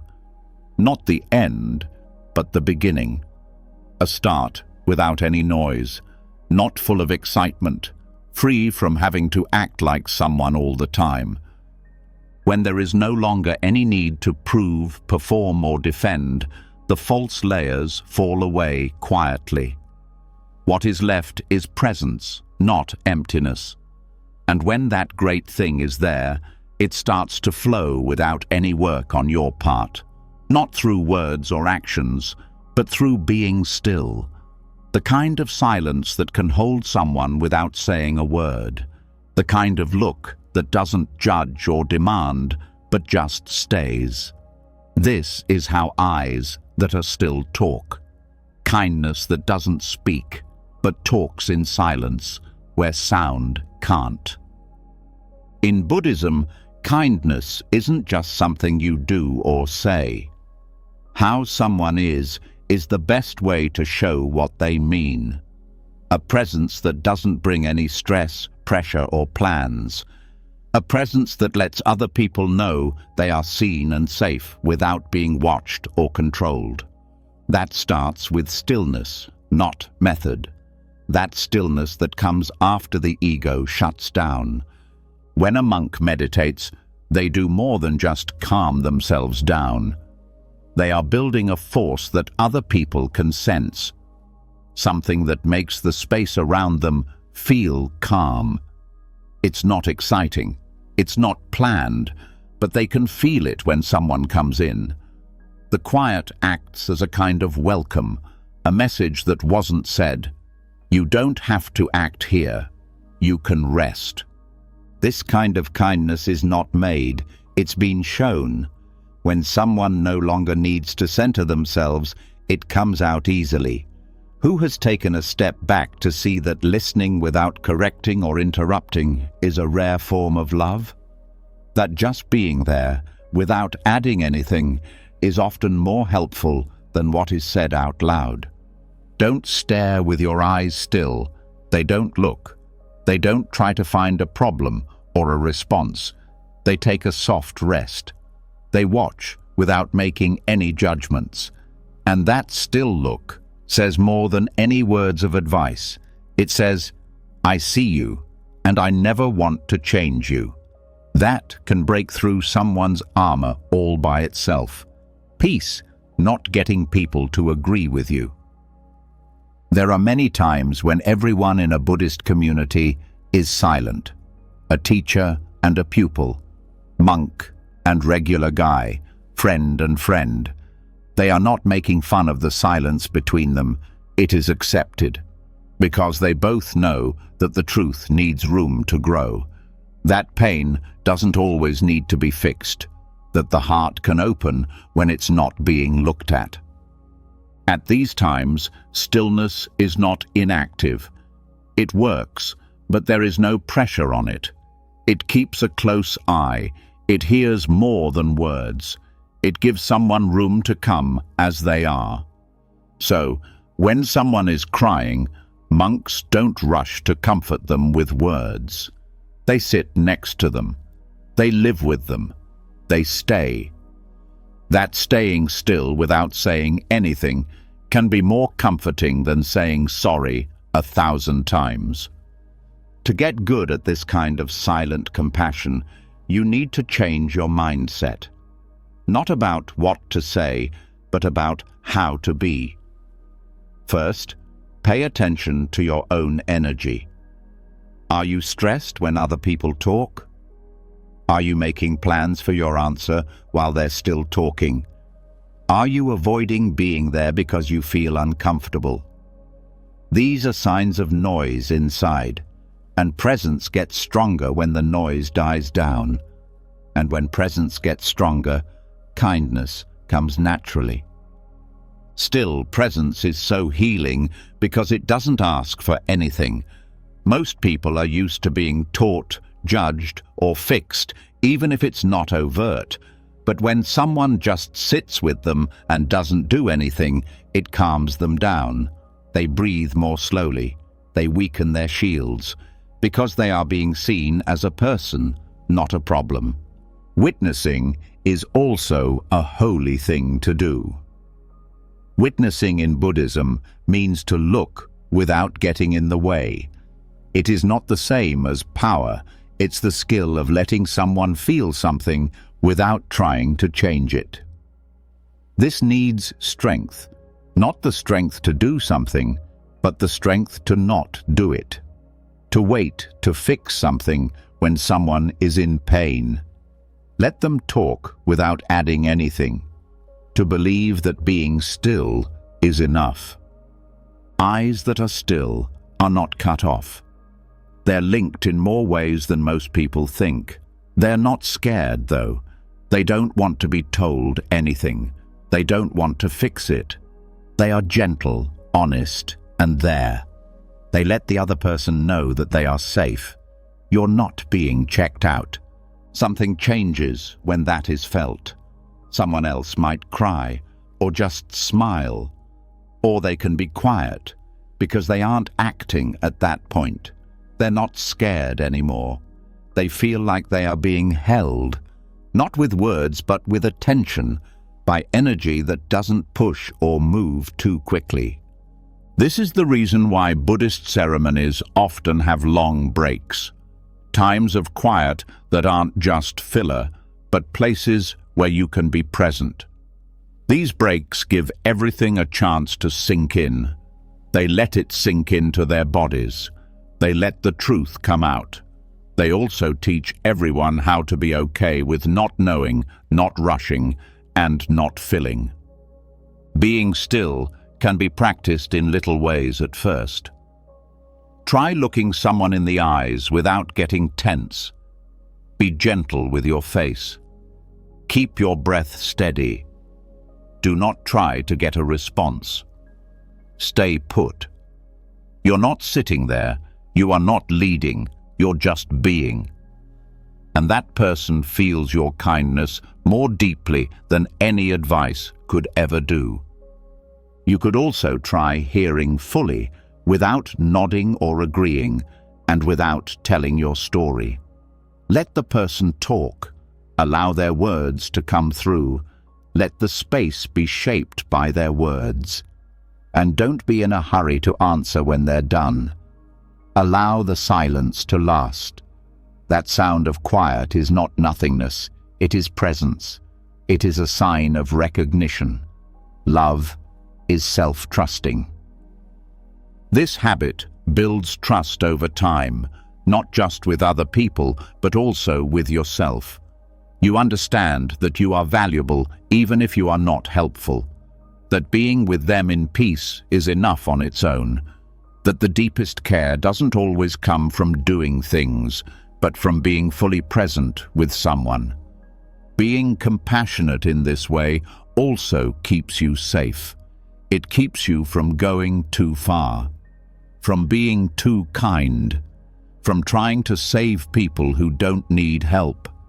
It shows you how to be completely open without getting caught up in things, to help others without giving up your own ground, to give without taking away, because your kindness comes from being still, not from having to act quickly.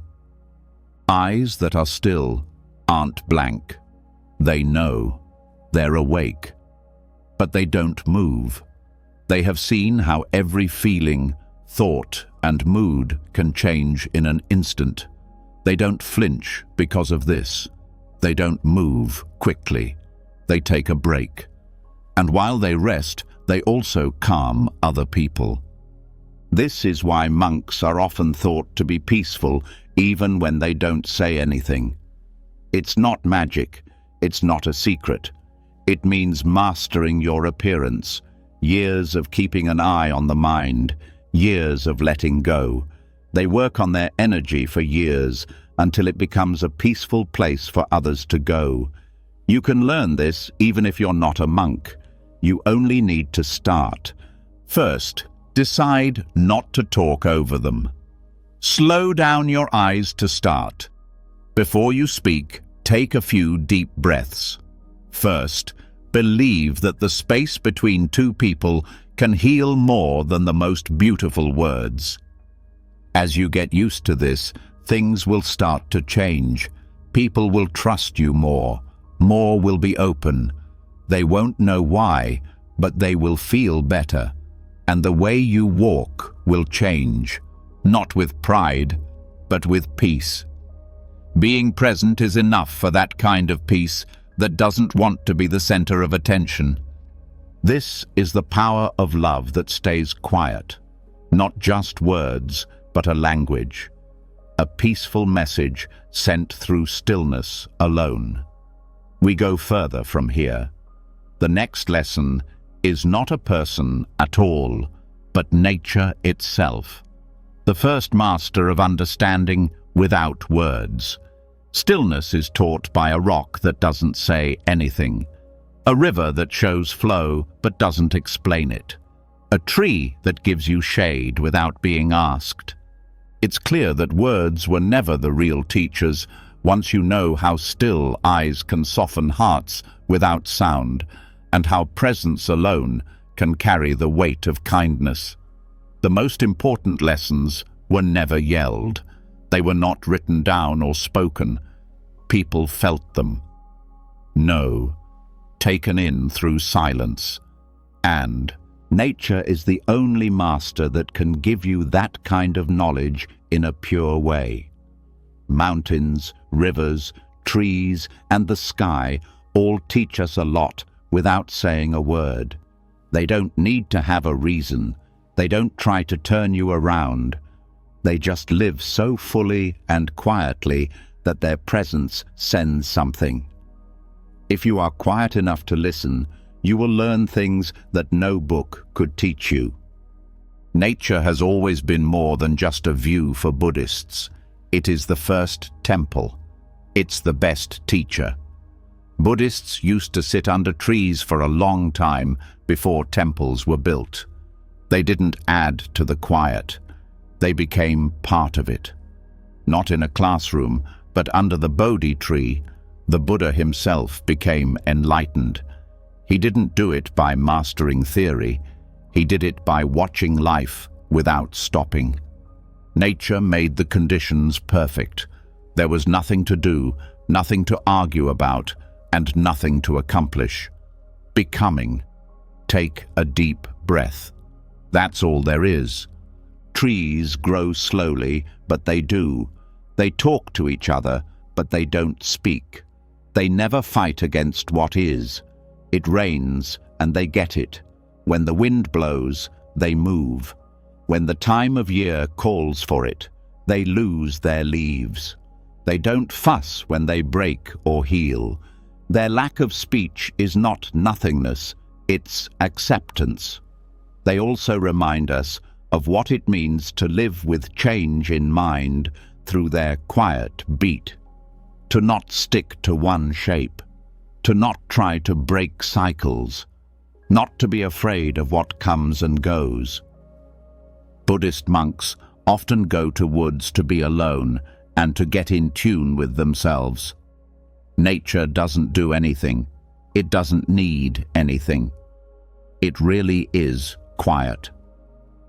And if you sit in the trees for a long time, your breath will match theirs. Your mind moves slowly. The inner noise goes away, not because you made it happen, but because nature showed you a mirror that shows silence instead of judgment. Just so you know, growth doesn't need a story. Being present doesn't take work. Rivers teach us something different. They never keep it. They move with what comes up. They change based on the stone and shape. They don't fight the road, they become it. They show us what flow means by doing this. Not passively giving up, but smartly moving forward. Every rock they go over was once seen as something that could get in their way. But the river doesn't have a say. It finds a different way. Always move forward, always soft, but never able to be stopped. The river shows the heart how to keep going without getting tough. Find out how to deal with problems without turning into them.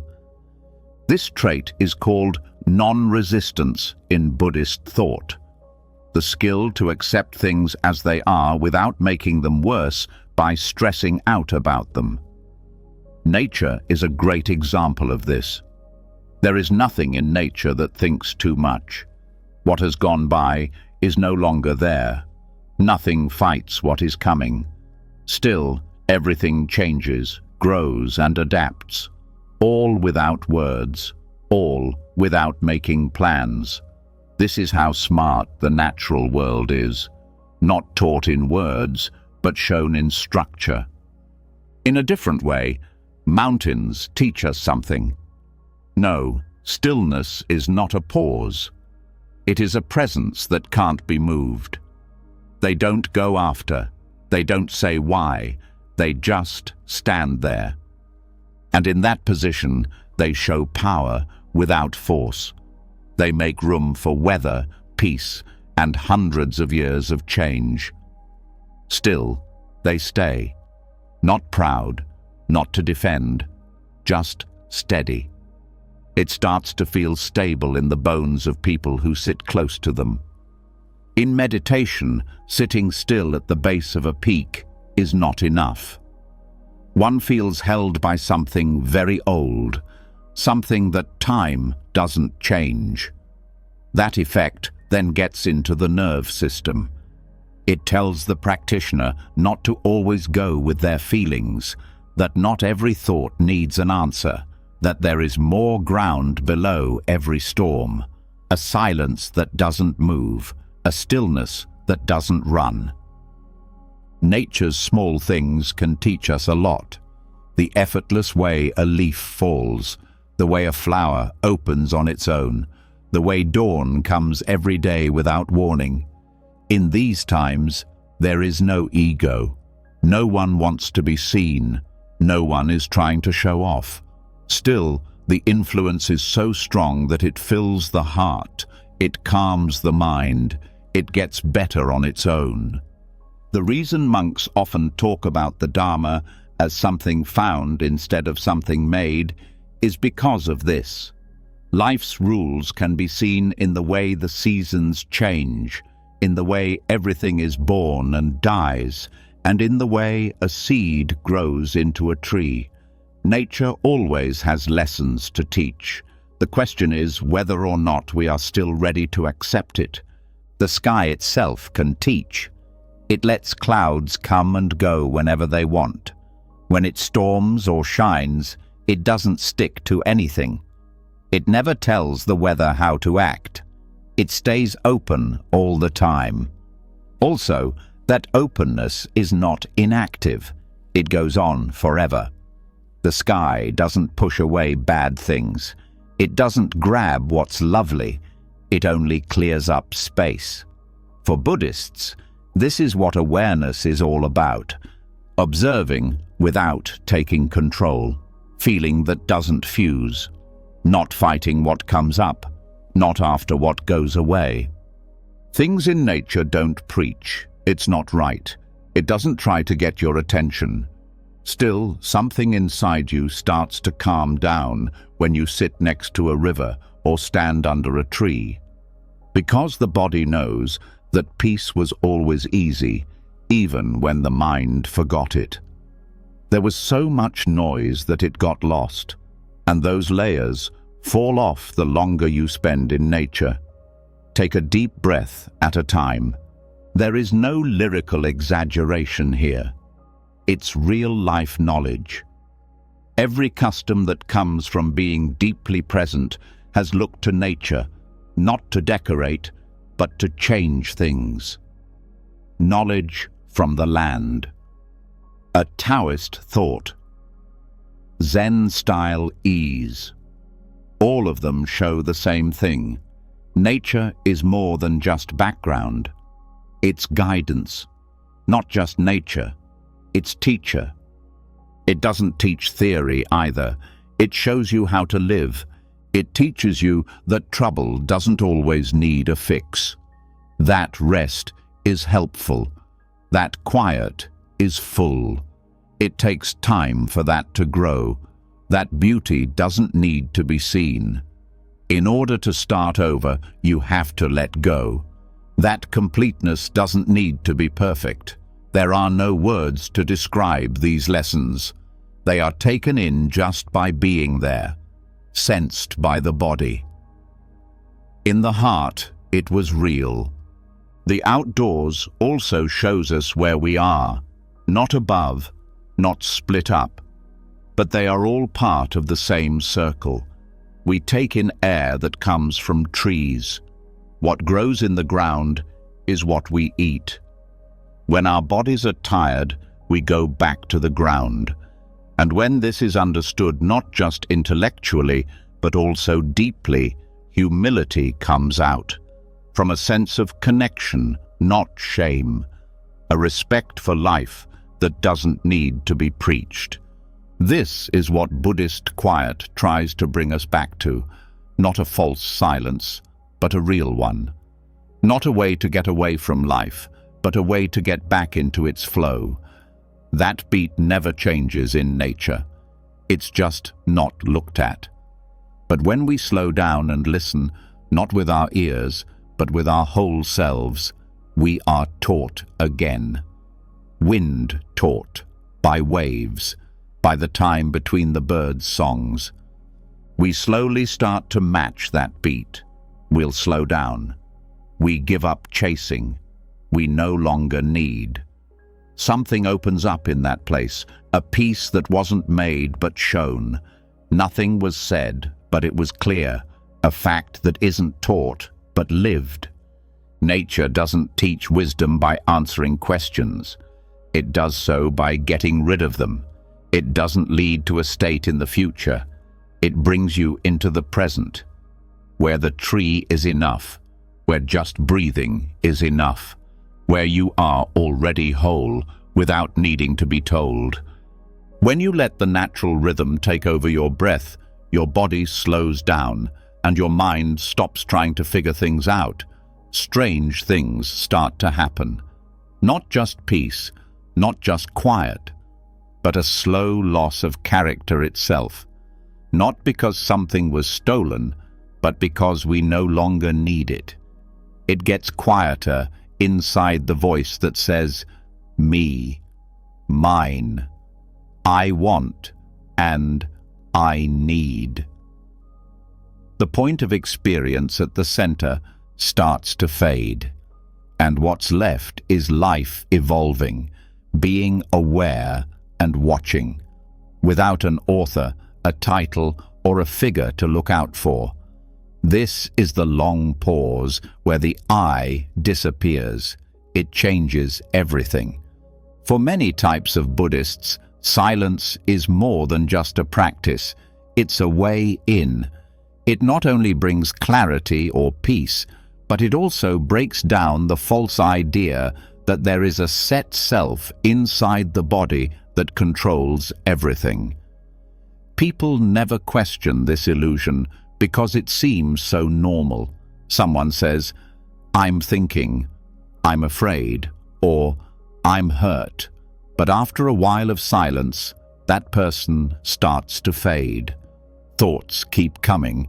Things still make you feel, but it starts to feel less like they have a solid brand behind them. This is shown in a way that books and talks can't, during silent vacations. Some things break when you can't talk or engage for days, like when you can't say your name, look in the mirror, or act like yourself. Something breaks. This is when the ego starts to lose its grip. That's not how it works. It can't keep its shape through normal talk, and it gets weaker without that fuel. Not chaos, but freedom is what's left. Because a lot of what we call I is not really our choice. People remember it, dressed up. Repetition makes it stronger.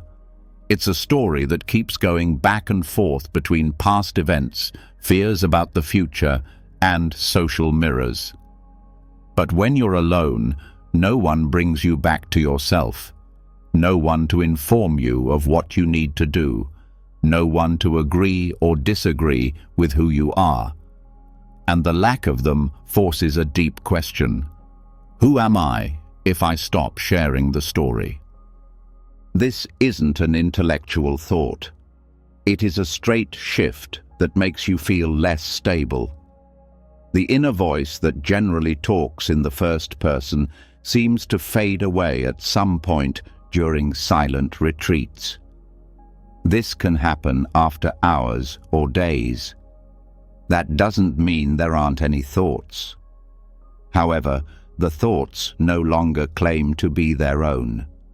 You can say, "This is painful," instead of "I am suffering," or "There is fear," instead of "I am afraid." It's a small change that opens up a new world. There is more clarity in the mind when there is more silence. And when things are clear, there is nothing left to hold on to. As time goes on, the old self, with all its likes, dislikes, accomplishments, wounds and dreams, starts to feel like an unnecessary mask. You can see how much you lived by habit, how often I was used to explain a response, what a deep way identity was used to separate people. Then, all of a sudden, it's no longer needed. It's not that you forget who you are, it's just that your memories don't help you remember. Experience keeps going, breathing keeps going, moods change over time, but those who watch don't hold on. Who was that watcher? It does not have a name, no age, not a history. It just looks around. This is what the Buddhist silence means. Not just peace of mind, but also the breaking down of the fake center. The loss of the idea that there is always me in charge. that breaking is what brings the most comfort, because the need to protect the self goes away when the self goes away. To protect it, to make it better. The weight you didn't even know you were holding suddenly goes away. This is not a loss. It's a gain. A return to being naturally aware. A trip back to the place where personality was formed in the first place. In some faiths, this is known as no self. In others, just being there. In Zen, it's just sitting with no plans or personality. It's just being. The ego needs noise to stay alive. It needs a response. It needs a story. It needs issues to address and points to defend. But that's not what quiet gives you. It only gives you what is. The sound of birds, the rise of breath, the knee pain, the flash of light. Everything is clear, all of it without any comments. When there is a lot of silence, you feel less like an outsider looking in on experience and more like experience itself. The lines aren't clear. When you say, "I am meditating," you say, "Meditation is happening." When you say, "I am here," you just say, "Here." The more you think about this, the calmer your mind gets. That's because identity is what makes people angry. The stress of holding up a moving self all the time. And time goes away with that self when it goes away. It doesn't feel long or short anymore. The future is no longer important. The past is no longer important. Now is all that's left. That's enough for now. Not in theory, but in real life. No need to explain this truth. No name, no point of reference. This is the reason why people look different after silent vacations. Less harsh eyes, moving more slowly. A soft feeling of nothingness. Not because they're not as good as they used to be, but because they no longer act like they are. For a while, they've lived without a story. And that taste changes how hungry you feel. These effects still happen even when you're not in retreat. You start to notice how often you use I when you don't need to. I think, I want, or I believe. And sometimes silence says, "So what?" The thought falls away. We didn't dismiss the thought. We just knew that the speaker wasn't needed for it to exist. There was already experience. It didn't need to be owned. This change doesn't leave you empty or blank in a bad way. It makes you light, ready to go. Instead of reacting, be responsive. No longer do you live as a character. You start living as your mind. Not different from the world, but a part of it. And this is where kindness grows. Being aware of itself in different ways is what there is, not me and you. The ego may return. It often does. But once you've seen through it, it can't fully trick you anymore. You begin to laugh at the old habits. You don't have to surf them. You just let them rise and fall like waves. Don't try to hold on to the silence. Just let it wash over you. Each time, the self gets a little softer. Identity thins out in long periods of silence, and the thing that was in the middle turns clear, not erased, not broken up. It was just seen for what it was, a useful story. It can be replaced by something real after it's been seen. Not a new person, not a better picture, but being there, being aware without a shape. Consciousness that has no limits. So this is what Buddhist awakening is all about. The goal is not to become informed, but to see that there was never a someone, just the way your mind works. Form dance is the only dance. The quiet witness, who had no face or voice, was below it all. Now we'll look at a mirror from the point where the eye fades. A surface that is still because silence itself holds it. Not to hide what's inside, but to show it. Because everything rises when no one speaks. Stood up feelings, fears not dealt with, wants not met. Something holy starts to happen in that mirror. When the old voice stops claiming every experience, the sense of I starts to fade. What's left is not just quiet, but a mirror. A place that is so quiet that it shows everything that is hidden by the noise. Not to blame, not to shame, but to show. When you hold silence with awareness, it shows you the truth. It reveals what words hide. It tells you what the performance includes. Something long buried starts to come to the surface in that thought. The fear that didn't have a name. The sadness that wasn't felt. The wish that was turned down. It all shows up not because quiet made it happen, but because it stopped hiding. In Buddhist practice, this is one of the most holy and difficult ways to use silence. To turn it inside out. To sit not for peace of mind, but for the truth. Not to get away from feelings, but to find them. After all the noise and chatter stops, and there is nothing said or done, awareness has to face itself, and that's where the real work starts. There are a lot of feelings that people don't show because they've been talked over, become thoughts, written down as stories. But the first feeling stays hidden and unfinished. And as long as it can't be seen, it keeps changing behavior from the bottom up. It shows up as habits, responses, and pains that don't make sense at first glance. When there is silence, these unfinished feelings can rise, breathe, and finally be let out. Being still isn't enough for this. It takes a desire. To be in pain without talking about it. To feel what comes up without naming it. The mind will try to help. It will say things like, "This is sadness from that time," or "This is fear about that person." But silence lets you think about it in a different way. It tells you not to explain the feeling, just to feel it fully, without having to connect it to anything.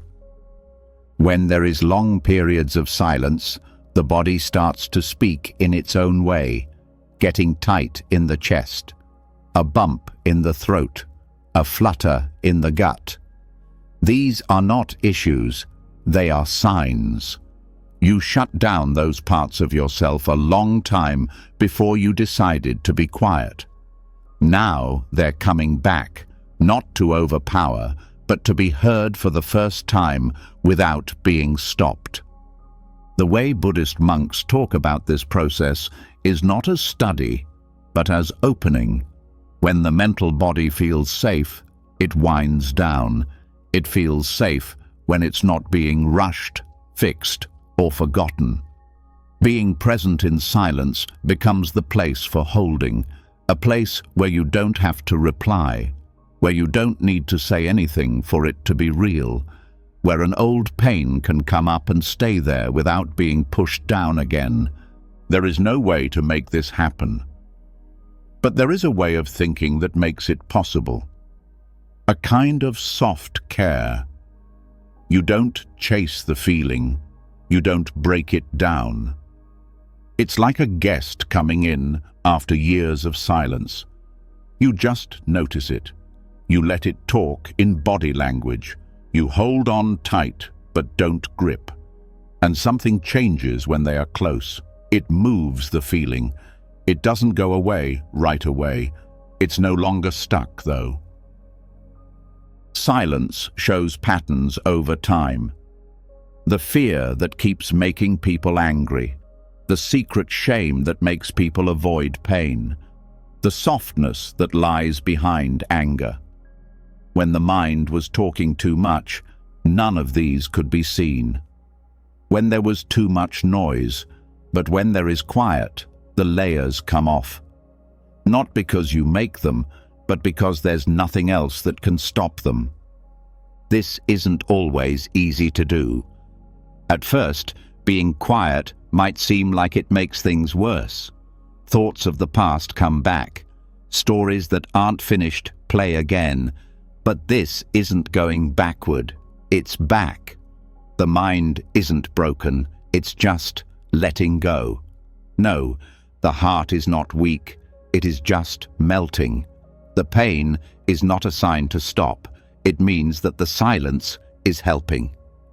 A lot of thought goes into the process. Everybody will get something different out of it. But how it's dealt with is more important than what comes up.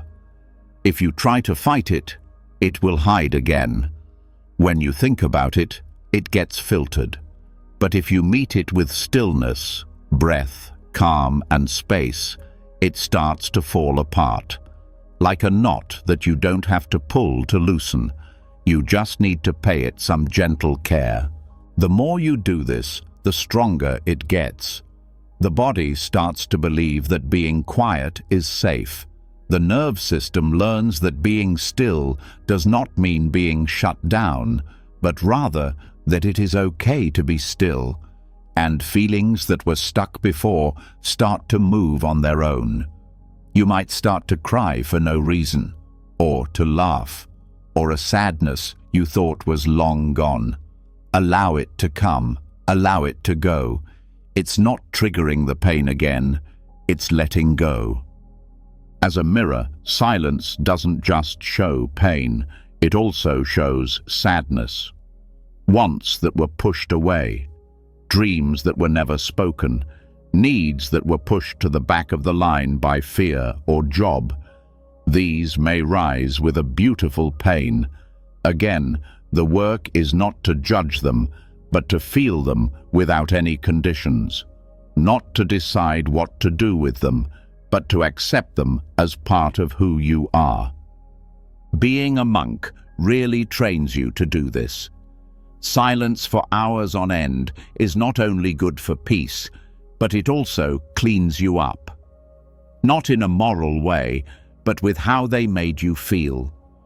Letting the river of quiet wash over the heart until there is only truth left, not perfection, not managed, but whole. You don't need a getaway to start this. Time is all you need. No one else can be in this space while you sit. A promise to stay, even if it gets uncomfortable, and being ready to believe that what you see is not a threat, but a promise. There is something inside you that is trying to finish its journey. There is something trying to get back to balance. In the beginning, focusing on the body can help. When feelings are strong, the mind will try to leave, but the mood stays in check if you keep your attention on your breath, your posture, and your feelings. That it doesn't get too much. It turns into action, energy, and awareness. It can pass in that form. Some customs say to put your hand over your heart, not as a method, but as a way to show you care, reminding yourself that anything that rises is okay, that no part of you will be turned down, that quiet is not condemnation, it is safety. As you do this more often, you may feel less need to show how you feel to other people. They're not being pushed down, you're handling them at the source. You might not talk as much, but you feel more. You might not need as much encouragement now that you know how to calm yourself down by being there. Because the tears are no longer stopped, you may cry more, but feel less pain. As a mirror, silence can also show beauty. the quiet happiness that was always there, the feeling of being light after letting go. It's the little things that used to get missed in the rush, and the increased faith that you can face even your worst feelings without being afraid. What starts out as reflection changes into transformation, not by using tactics, but by giving up. You no longer need to handle things well. Instead, you become someone who just lets things happen, and letting go helps you get better. In the end, you'll take this mirror around with you when people talk, in places with a lot of people. You no longer have to talk about making yourself feel bad. You don't have to fill the silence anymore. People feel safe around you because you are calm, not because you know the answers, but because your silence is real. And that kind of honesty doesn't happen very often. Many people are hungry for it, even if they don't know it. A place where there is no work to be done. If you feel anything, you can go there. There, stillness doesn't mean absence, but rather deep, radical presence. This is what quiet gives you. Truth, not just peace, not just quiet, but also clear, not just thinking, but also letting go. And when the silence starts to show what's been kept secret, when feelings come to the surface, are heard, and are finally let out, what's left in that empty space is not only freedom, but also temptation. When the mind is empty, it looks for something to hold on to. A thought that comes next, a voice to listen to, a point of view to share. Noise, and not just sound, is what it wants. It does it because it's used to it, not because it needs to. This quiet but strong desire is what most people don't see at the heart of addiction, not to drugs, but to attention. In other words, to think about. Now comes the tougher part. Don't fill that room again, but to stay empty, meant to be. This is the start of quiet abstinence. In Buddhism, being careful is not the same thing as being restrained. Making the choice to stop eating is what makes clarity less strong.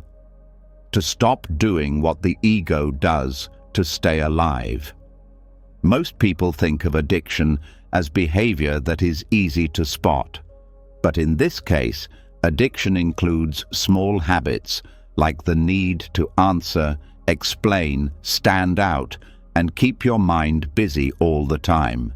These are urges inside you, and, like all urges, they work below the surface. They change the way you move, talk, and act. Silence lets them be seen, and that makes them vulnerable, which gives you the chance to break them, not by controlling them, but by being away from them. If you choose silent abstinence, you won't act on your thought urges, deciding not to speak up when you want to, not because there is a need for quiet, but because the mind has never been able to shut down. The need to fill space with words, the urge to talk about experiences, and the habit of giving everyone your opinion are all ways that the ego stays together. Choosing to be quiet breaks those lines. Not with violence, not in a big way, just by choosing not to take part. When you feel like talking, but don't, that's when this practice starts. The urge to answer comes over you, but you wait. You can feel the thought coming together, but you don't say anything to it. It's not small, but it feels that way. You cut a thread every time you stop. A thread that has to do with identity, control, and speed. And every time a thread breaks, the room inside you gets bigger, not empty. Be quiet. having the ability to hold itself without being distracted. Taking short or long-term vows of silence helps monks get better at this. The more in-depth training isn't just for the voice, though. It has to do with power, the force that is always reaching out. People like that want to be seen, heard, and accepted. That power has nowhere to go when there is silence, so it turns inside out. At first, this makes me feel bad, a feeling of being antsy. But being antsy isn't a problem. It's a sign. The nerve system is getting used to being still. One of the ego's tools is being taken away, and that loss turns into freedom if you can wait. This process shows how often talking is used as a way to get away. Get away from doubt, from being bored, from being in pain. Not everyone talks because they have something to say. Sometimes they cannot stand being alone. They talk out loud while thinking to keep from being still. They describe so that you don't feel. And this steady output keeps them stuck in a mental loop, the idea that meaning must always be performed. There is another way, which is silent silence. One where people don't talk about meaning, they live it.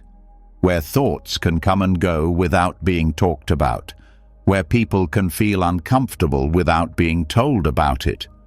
Where proof of presence is no longer needed. And this road is very radical, even though it is easy. It doesn't want to be a part of the cycle of endless reinforcement. It asks, what if I don't answer? Could I just let this moment be enough as it is? Everything has changed. The body calms down. The mind slows down.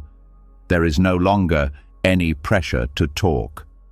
That's when something beautiful starts to happen, a deep understanding of how much energy is needed to keep up a picture. A picture made up of responses, affirmations, and parts.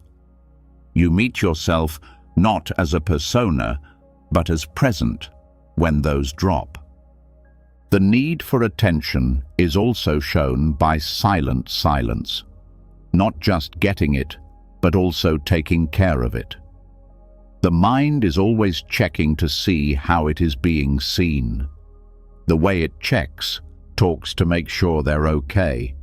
The way it bends words to keep pictures safe. They are not neutral things to do. They are habits, things you do that keep your ego in check. In quiet, it's easy to see them. They can't run on their own after being seen either. You might start to notice how often you want to leave a review, how quickly thoughts form views, how badly it wants to share, compare, and get it right. There are patterns here, not just chance events. And those patterns get weaker every time you choose silence instead. It's not that you don't want them, but that you don't feed them. They go by while you sit still. They lose steam when you don't say anything. The quiet holds you down, a point in the middle from which you can look around without being pulled. And a different kind of clarity comes from this heart. You start to tell the difference between real and false thoughts. You can see how much time and effort you put into things that didn't matter. You start to pick not only what you say, but also how you show up. Not this kind of suppression. It is choice. Knowing that every word you hear changes the way you feel inside. That writing a line is like making something. And when you stop using natural speech, you make room for something more pure to grow. Something that is not based on fear, habit, or ego, but on what is clear. Over time, this turns into a kind of fasting inside. Not to punish, but to make clean. You let go of the need to be smart, to be right, to be known. You give those urges some space, and then you see them go away. You got rid of them not because you fought them, but because you need them less. A deeper voice starts to speak in the space left by the silence, not from the mind, but from being aware of something. Less long, not as fast. It's more true. You notice that the words you use are different when you speak again. They don't carry as much, not as much need. Take more care. They weren't picked because of habit. They were picked because of their silence. The circle of obsessive thinking is also broken by silent abstinence. Ideas that go around and around, or circle. Language is often what feeds these. By telling in your mind. When speech stops, even inside your head, your ideas lose their structure. They're not strong enough to stand up. They start to fall apart. And where they were, presence grows stronger. This kind of quiet doesn't mean nothing. It's very rough. It takes a lot of strength to hold back what a habit wants to say. Being humble means not being the loudest person in the room. You have to believe that your worth doesn't come from what you think, but from what you know. This trust grows. Every second, you don't answer. You don't give in to every urge. It starts to dawn on you that you are not your desire. You are the empty place below them. That place is also strong, peaceful, whole. This is something you can do anywhere. A meeting where you don't have to say anything first. A talk where you take a moment to breathe. In a moment of pain, you stay present and don't say anything. These small no votes have a lot of power. They teach the mind that being quiet doesn't mean you're weak. It's about power. And from this authority comes a new way to talk to each other. One that doesn't start with wanting to be heard, but with being willing to listen. One that doesn't say anything until the quiet has said everything it can. One that brings peace, not success. Silent abstinence becomes normal over time, not as decline, but as improvement. You talk less, but more deeply. Even though you think less, you get more clear. But when you do react, you do it smarter, and the need for stimulation goes away. Not because life gets boring, but because being still is enough. When quiet starts to feed you, you stop looking for noise. Once the silence has taught you to see through desire, broken down habits, and taken away the need to fill space with words, something strange starts to show up. It's something you can't explain but deeply understands. A kind of knowledge that doesn't come from being told what to do, but from being told what not to do. A truth that grows stronger not when it is spoken, but when it is heard in silence. Zen is based on the idea that the more we talk, the farther away we are from the truth. But if we don't say anything, the truth can speak through us. Here, silence doesn't just stop what's going on, it shows. In Zen, this is more than just thinking poetically. It's a way. One didn't walk through ideas, but through real-life experiences. Koans, which are paradoxical phrases, riddles, or questions given to students to mess up their thinking minds, are very important to this road. They were never meant to be solved with your mind. They were meant to be lived, sat down with, came into quiet, because you go back to your mind as soon as you try to answer them. On the other hand, the mind breaks open if you hold them without holding. And during that break, clarity comes from being aware, not from thought. Let's look at one of the most famous koans. What does it sound like when one hand claps? It seems silly at first, makes no sense, but that's the point. The mind that thinks can't answer. It keeps failing no matter how hard it tries. The student finally gives up, but not in failure. They just stay quiet. The real truth is known in that silence, not in words, but in being there. In Zen, silence is not passive because of this. That's wild. It deals with the ego's need to know everything. It breaks the idea that you can own the truth. It also brings up a different way of knowing that was there before words.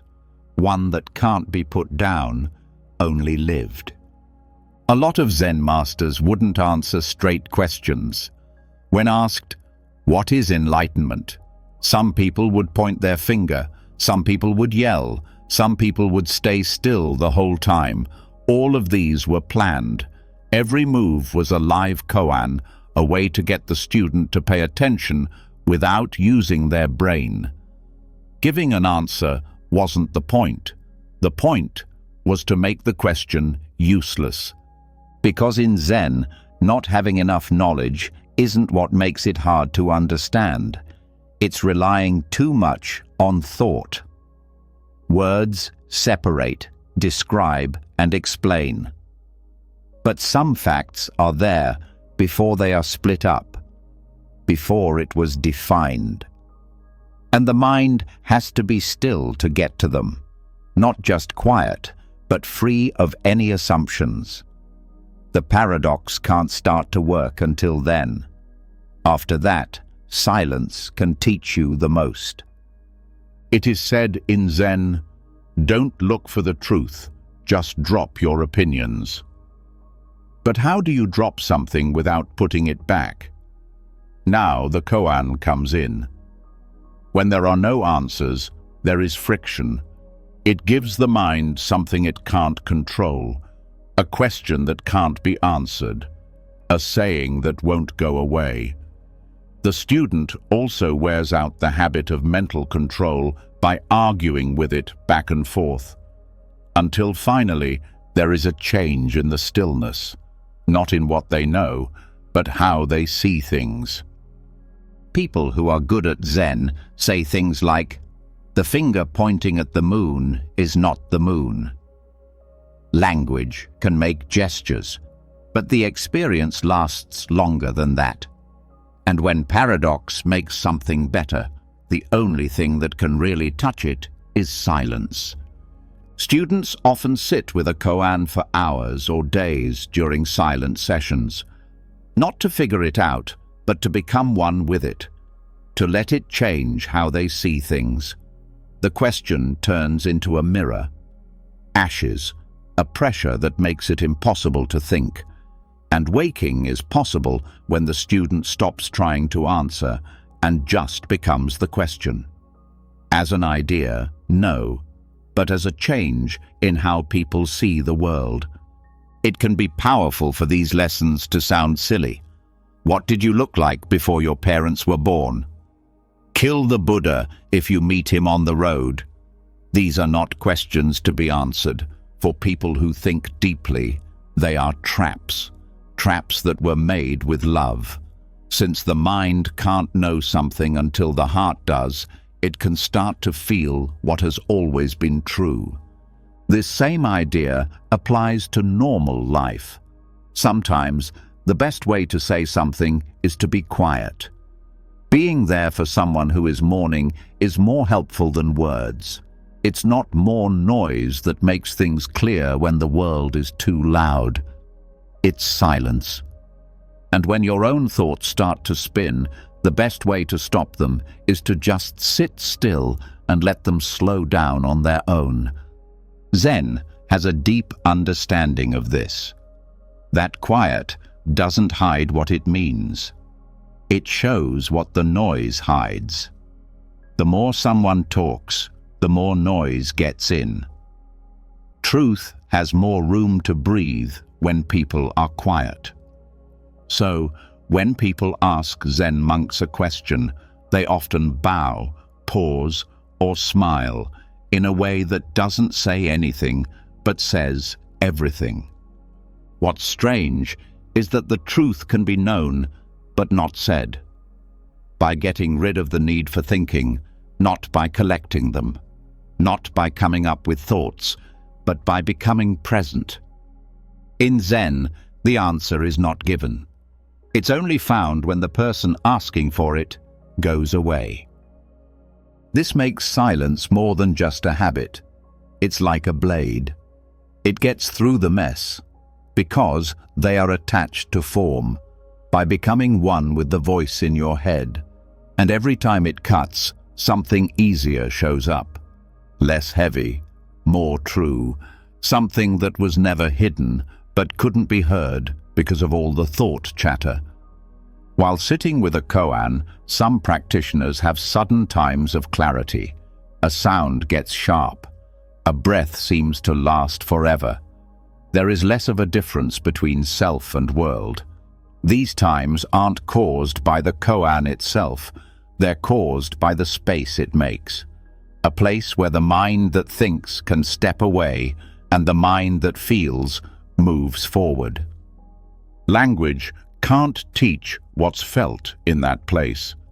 There are only hints at it. This is why people who are not on the Zen road often find it strange. The thing that wants to awaken is not interested in replies, not through reasoning, but through experience. When you use silence with awareness, it becomes the best tool for waking. This paradox still exists even when there is no organized practice. People will sometimes ask you a question, but the real answer is to be present. When words can't describe what's going on, you'll know not to rush if you've trained in silence. You'll believe the stop. You'll let the silence talk for itself. Because being still is sometimes the most considerate thing to do. There are times when there is no clear answer. You don't have to solve Zen koans. They are doors. There are doors that you can't knock on until they're open. The key is quiet. The kind of calm that comes from giving something your full attention. The kind of attention that doesn't try to grab you and says, "I am here. I know, so I don't need to." It's not quiet because it doesn't have anything to say. It's quiet because it has already said everything. Life starts to feel different as you go deeper into this kind of silence. Not softer, but more clear. There is no longer a sense of mystery in the contradictions. They make me think of thoughts. You start to understand that life is a koan. The biggest mystery of all is that we are living and don't know why. Living fully without having to answer is the greatest kind of peace. This is the lesson that words can't explain. A lesson that doesn't come from speaking, but from the stillness that lies behind the eyes. A lesson that can't be written down but can be lived. It starts to take on new forms even when the mind is resisting. This happens when paradox is used to teach through silence. The thing shows up when it gets dark and quiet in the house, when sleep won't come, and it seems like there will never be enough peace. But something that was once thought of as a problem can now be used. When they aren't filled with anger, restless nights can become holy ground. Not by making you rest, but by letting you be aware. The mind can still wake up even when the body can't. With this kind of stillness, insomnia can turn into meditation. Buddhist monks have used those hours to grow on their road. The night is not lost in the life of a Buddhist monk. Monks don't try to stay awake when sleep is light or slow. They get out of bed. They take deep breaths. They pay close attention as they enter the body. They let the hour be what it is, which is another field of work. Do not get angry, not a fight. All it takes is a change in your mental and physical stance. This way of thinking sees being awake not as a mistake, but as a chance to do something. Because there is a chance to be aware at any time, even between midnight and dawn. Everything changes when you look at the night this way. Not being able to sleep is no longer seen as a failure. Instead, it is seen as a return to present. There's no need to go to sleep. The air is all that's there, the change in how people feel, the peace and quiet, the silence that pulses inside. You don't try to get away from this moment, you let it hold you. That letting goes turns into a practice. A lot of people who have trouble sleeping don't really have trouble sleeping, but their minds do. At the start of the story, someone says, "This is bad. I'll be tired tomorrow. Why can't I turn off?" These thoughts, not being awake, are what cause the real pain. When Buddhists meditate, they see these stories for what they are, made up in their minds. They go up and down and pass. You learn not to follow them in silence.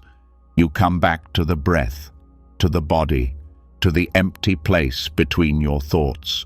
And slowly, the night stops being a jail for you.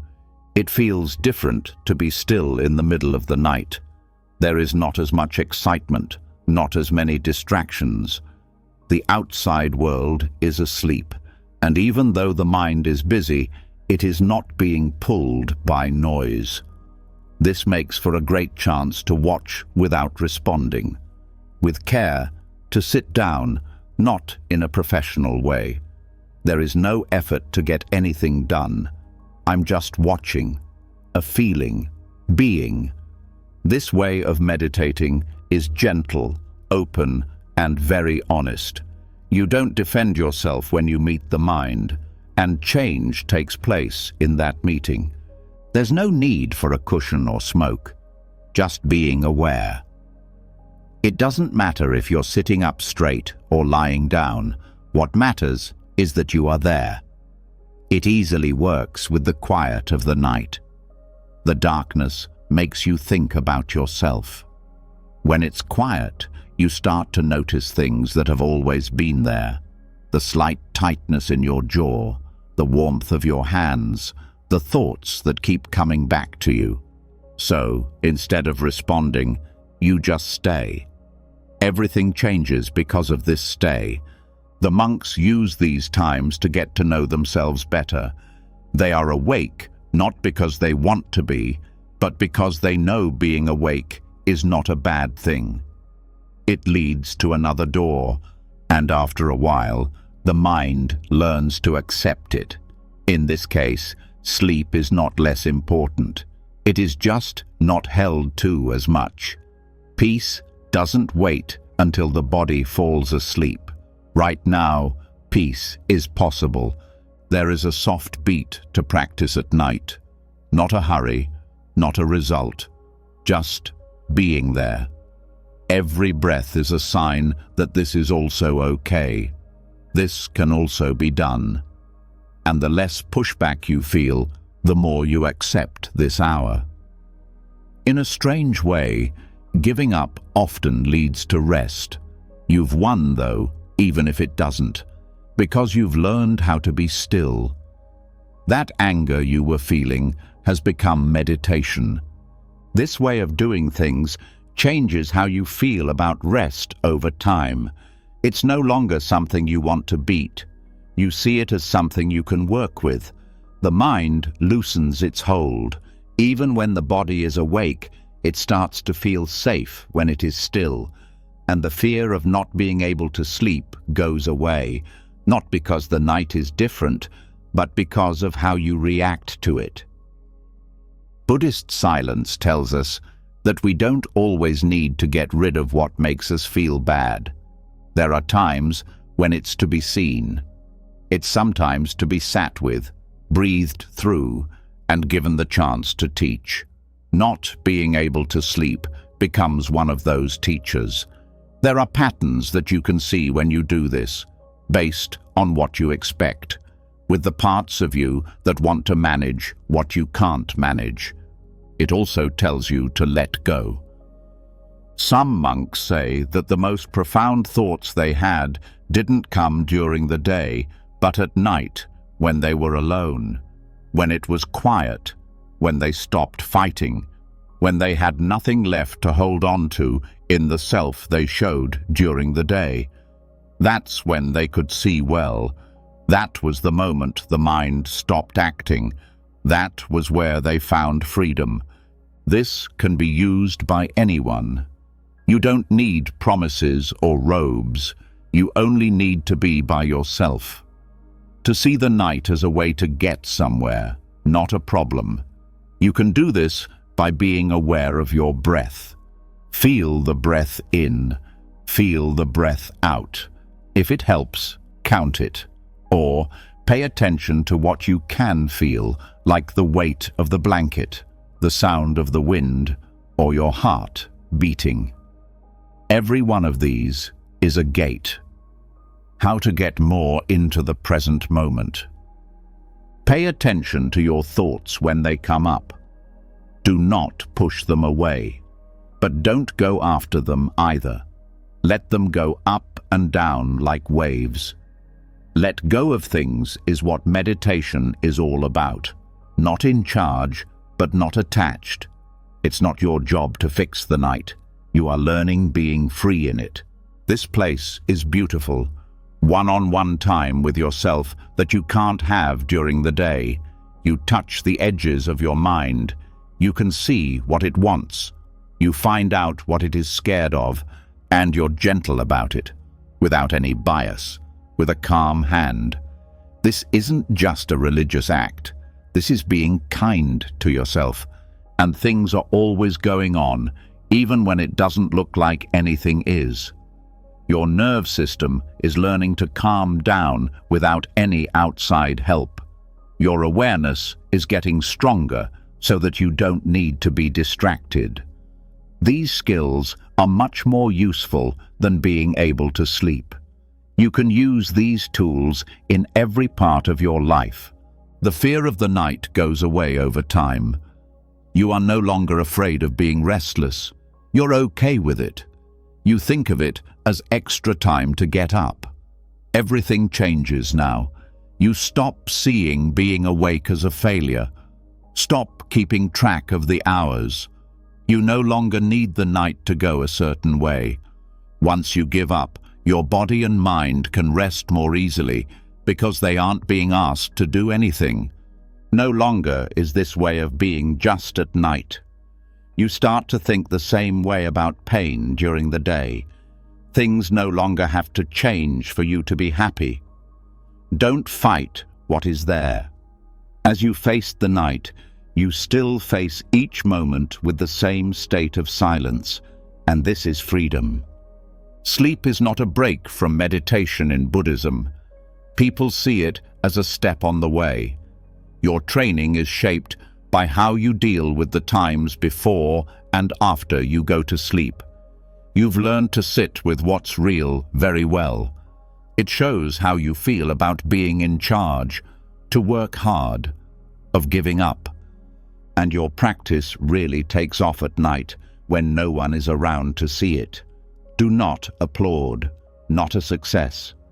Take a deep breath, just being there, just you and your mind, getting used to being together without fighting. Don't fight sleep the next time it won't come. Do not beg, stand up, take deep breaths, feel. Let yourself into the holy moment. Make the night's silence your home. Learn from the stillness of the present moment. When the night doesn't threaten peace anymore, when not being able to sleep becomes a way to be present, a new awareness starts to grow. A quiet understanding that silence is not the same thing as being still. It moves around. There is more to the hum than just silence. It sounds good and has a beat, not in the way that the ears hear, but in the way that being aware feels. There is a rhythm to being empty. It's not a metaphor to tune your mind to it. It's medicine. It's not about turning off the noise inside, but about connecting with something that's already there. A field of stillness that doesn't push thoughts away, but instead makes them less powerful by being more steady than they are. When silence is no longer seen as absence, this change starts to happen. When there is something there that isn't just words, but is itself there. When you listen for more than just sounds and start to feel the place itself, your nervous system reacts. The body gets looser, the air gets longer, the feelings get clear. These things are no longer responding to thought. Instead, they are in sync with a completely different signal. One that doesn't yell, one that doesn't ask, one that just is. This comes up over and over again in Buddhist practice. Shunyata, which means emptiness, is not a blank to be afraid of. It is a resonance to enter. It doesn't have no life. In the truest sense, it is alive. Yes, without any ego, but clear as day. When you tune into this truth, it starts to get rid of things that were never needed. The thought loops, the stress in the emotions. When your mind is only on the surface, worry builds up without being said. It restarts to silence, not to fix anything, but to bring the whole system back into balance. You can feel this frequency of emptiness best when your mind is calm but alert. This tone can be heard during meditation, long periods of conscious silence, and time spent in nature, not as sound, but as depth, as a calm, low hum. It doesn't make itself known. It doesn't want anyone to notice it. The less you get in the way, the more clear it is. The longer you stay in it, the more you realize that your thoughts are not the norm. They are the thing that gets in the way. The mind tries to connect with this feeling. It wants to explain it. It can't, though. As soon as you try to hold on to it, it slips away. That's why silence teaches by being there. It's impossible to explain. It can only be typed in, the way a singer tunes into a note without spelling it out, just the way a dancer moves to music, not the notes. It's natural to tune in this way, but we need to remember it. To remember, you do less. By letting your mind rest in your body, by letting feeling come to you instead of trying to find it, by keeping the pause between breathing in and breathing out, taking note of the space before and after a thought appears. These are not holes that need to be filled. They are limits. The mind starts to settle into them when it stops jumping across them. It starts to feel how they feel. Silence is not a flat surface. It's built up. It changes based on how present you are. The quiet seems far away on days when your mind is all over the place. It starts to rise, though, the longer you sit with it. As that rises, the noise starts to fade. It's not because you fought it, but because it was never as real as the silence below it. Anyone can get to this frequency from anywhere. There is no need for a mountain. Pay attention, complete focus. Paying attention gently, the kind that doesn't get it, the kind that takes a break but doesn't sleep. Your body starts to feel the beat of the silence more and more as you pay attention to it. It's not a push, it's a tune. The same as putting a bowl in water and letting it float. The water moves the bowl so it doesn't need to. Some monks say that silence is like an inner bell, one that makes you think, one that always has a clear vibration, no matter what the mind is doing on the outside. You can't make this bell ring louder. You can still down though, so you can hear it. When you feel emotionally overwhelmed, this exercise is very important. People usually try to fight the feeling, figure it out, or fix it. Buddhist silence, on the other hand, says not to fix things. Do not name. Don't hold back. Pay attention to the silence, not to get rid of the feeling, but to give it a place to rest in something bigger than itself. If your feelings are like everything, you may feel overwhelmed. When they're everywhere, you can see them. That emotional area gets smaller, though, when the mind is trained to feel the silence in the background. It doesn't go away. It just becomes a part of a bigger picture. And it gets easier to handle in that bigger room, easy to breathe, easily move. It works the same way with mental noise. When your mind makes up stories, they feel important. But the urgency goes away if you focus on the quiet instead of the story. Not by fighting the thought, but by figuring out what it means. You remember that this is just one wave in a big ocean when there is silence. You're not the wave. You are where the wave comes up. It can completely change how you live if you do this tuning every day. When the room is full of noise, look for the quiet spots. Get in touch with the calmness that lies beneath the anger in a tense talk. When your thought is full, bring it back to the breath and then to the space around it. This is what you do to tune every time. Your attention is going from the outside to the inside. In the end, you'll realize that the frequency of quiet stays the same even when things are crazy. The sound stays the same even when you're in pain. And that setting isn't just a habit. It's a safe place to be. A place you go back to. A home that can't be moved. Not because it's quiet, but because you can hear something more deeply. For some, this frequency feels like lightness. Others as a warm. Some people say it's like being empty, but feeling full. Words fail, but the experience stays with you. It doesn't matter how you describe it, as long as you come back to it often. It changes the way your nervous system works, the more you do it. Noise from outside has less power over you as it becomes your usual signal. No longer do you respond out of habit. You start to answer from a clear place. You no longer want the world to be peaceful. You make it peaceful, not by hard work, but by how often. Due to resonance, by connecting with the silence that holds everything. You can learn from silence when you're in this state. Your center, your medicine. You don't have to get away from the noise anymore. Just stop listening to it. You don't have to fight with your mind anymore.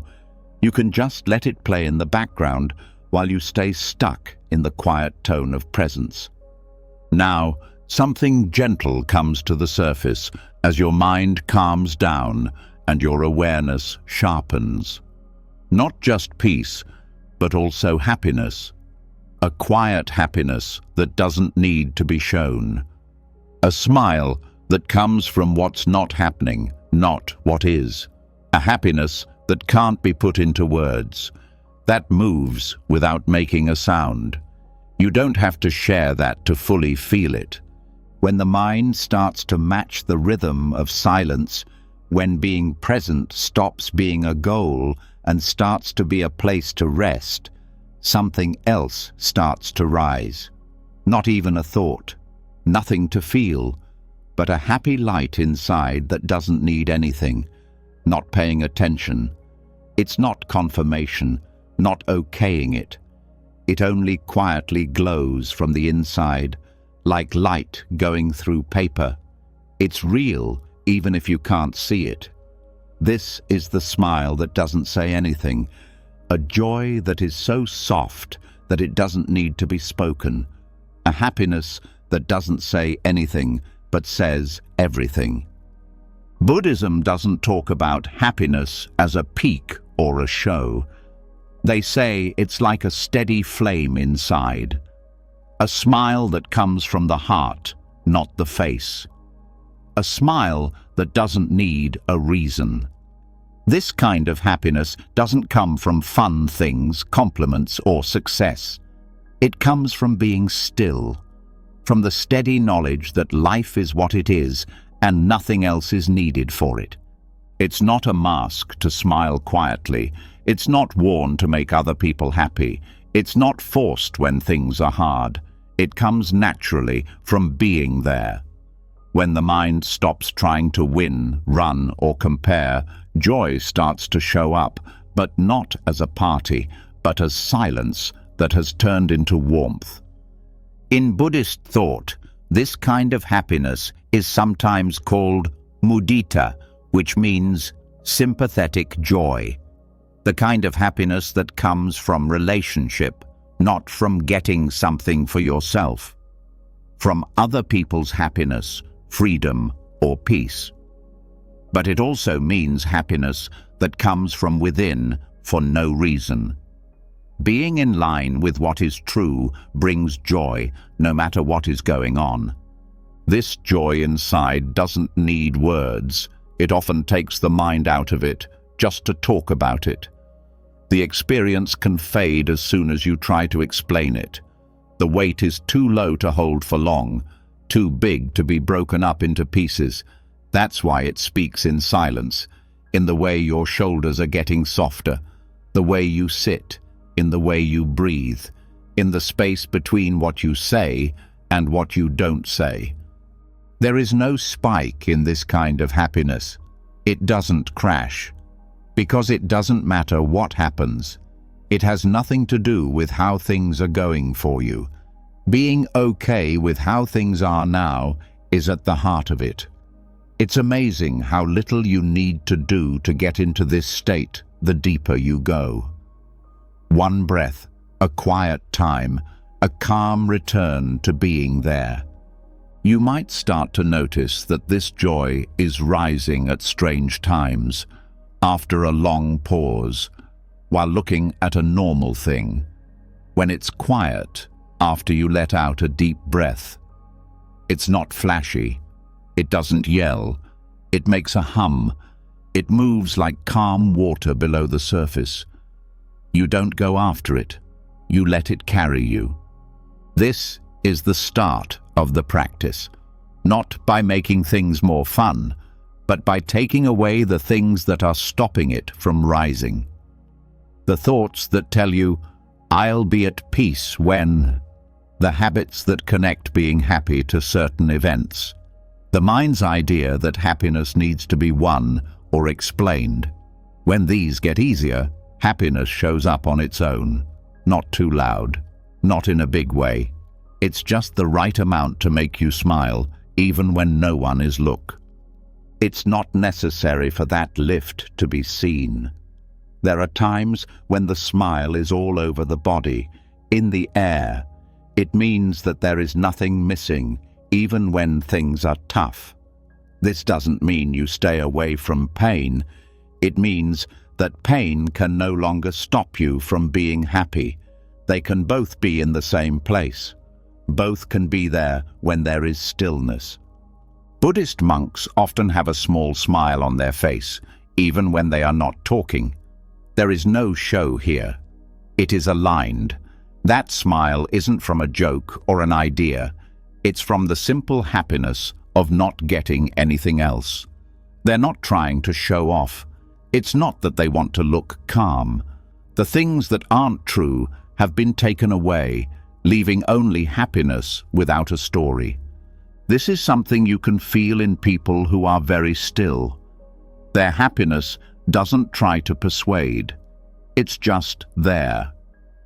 Just being near them is like being near a warm sun. It's not because they are emotional, but because they are deeply at ease. It's easy to catch this kind of energy. It doesn't need to talk. It does not have to comfort. It is what it is. And that being lets other people fall into their own quiet happiness. To get better at this quiet smile, start with your breath instead of your mouth. Slow down your breath. Let it get deeper. You don't have to change anything. Just let your mind rest in it. Your eyes will become softer as you calm down. Take your head off the ground. If you feel a slight hold in your body, let it go. After that, just sit there without any goals and watch to see if something light starts to move. Don't call it that. Do not inquire if it is real. Allow it to develop naturally. If you start to judge something, let that thought go away like the wind. Go back to the silence. Bring your attention back to the breath. You can't make yourself feel this happy, but it might be okay. You might feel this happiness more when you're by yourself, when no one is interested in hearing you, not being seen by anyone. This doesn't mean that joy is rude. It means that happiness comes naturally when it's not forced. And the more you practice being happy without saying anything, the easier it is to bring that happiness with you everywhere you go. There's no need to speak when you smile in a busy street. As you do something you've done 1,000 times before. While you're in line, as I walked through the dark. Not because something important is happening, but because you are there. You are aware all the time. And when things are stable, joy can rise. This happiness is strong. It's not easy to break. It's what's left over after everything else is taken away. It doesn't fall apart when you press on it. It doesn't go away when things get hard, because things don't have to go well for it to work. Being fully awake makes it happen, from giving up on this moment, because they didn't need the world to be different to be at peace. Joy that is quiet does not mean hiding. It means not having to show. It means not giving up happiness for praise. It means drawing from a deep source that doesn't dry up when the outside world is quiet. This exercise turns into a secret strength, a way to move through the world without being heavy. How to bring peace through noise, which means going without leaving stillness behind. As you practice this more, you start to see the same joy in other people, maybe not always on their faces, but just by being with them, in their quietness, the way they pay attention, the way they breathe. As you pay more attention to this, you see that happiness is not rare. It's just buried. Thoughts, under the gun, among the noise of having to be someone. But when that noise goes away, happiness comes back. Not as a prize, but in your normal state. This is happiness that doesn't want to be known. What you said doesn't impress. That needs to be shared right away. It stays quiet. It stays still. It's always yours. Something even deeper is shown when joy doesn't need words to exist, when it starts to rise quietly from within, unaffected by conditions or praise. A truth that most people try to hide. The truth is harder than quiet, but it frees you more than any joy by itself. You can also be still and feel that pain. It's not easy. Not because being quiet makes it go away right away. Still, when you don't say anything, quiet does something amazing. It turns into the softest place pain has ever touched, not to get away from it, but to soften its edge without arguing. This is how silence can be a solution to pain. Pain is never seen as the enemy in Buddhist thought. It's not pushed away. It is not pushed down. It's not hidden by other things going on or covered by fake happiness. It's been met in every way, but not with tales, not with mind fights. People are fully aware of it. And when you know that, quiet is like a container. There is finally a place where pain can show itself, breathe and soften, not because someone tries to explain it away, but because nothing is trying to change it. A lot of people are afraid to be quiet when someone is hurting because they think that being quiet means being absent, not caring enough, not enough information. But real Buddhist quietness is not quiet at all. It's the purest kind of care. It says, I am here with this pain. I don't need it to go away in order to stay here. Without any push, that presence starts to change everything. When pain is talked about, it often gets worse. The mind gives things weight, character, and meaning. It says things like, this always happens to me, or I shouldn't feel this way. These thoughts wrap around the pain like vines, making it impossible to breathe. Those branches are cut by silence, not by force, but by not giving them food. That's all it says. It doesn't say anything. It stays. And while you stay, the pain goes away. It takes guts to do this. The mind will fight back. It will want to talk about the pain out loud, make it more heard, and wrap it up in a story to make it feel real. But Buddhist quiet leads to a different way of life. To be with the feeling without making up a story about it. To breathe through the pain without judging it as good or bad. Let the body feel what it feels without the mind adding anything to it.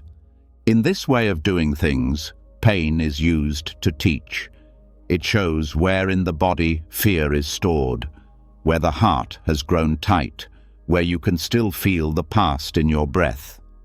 All of it can be known in silence, without being set. Really known, not in a mental way, but in a physical way. And once pain is known without fight, it starts to move. This trend isn't exciting. It takes a while. Be gentle. How ice melts when it stays warm.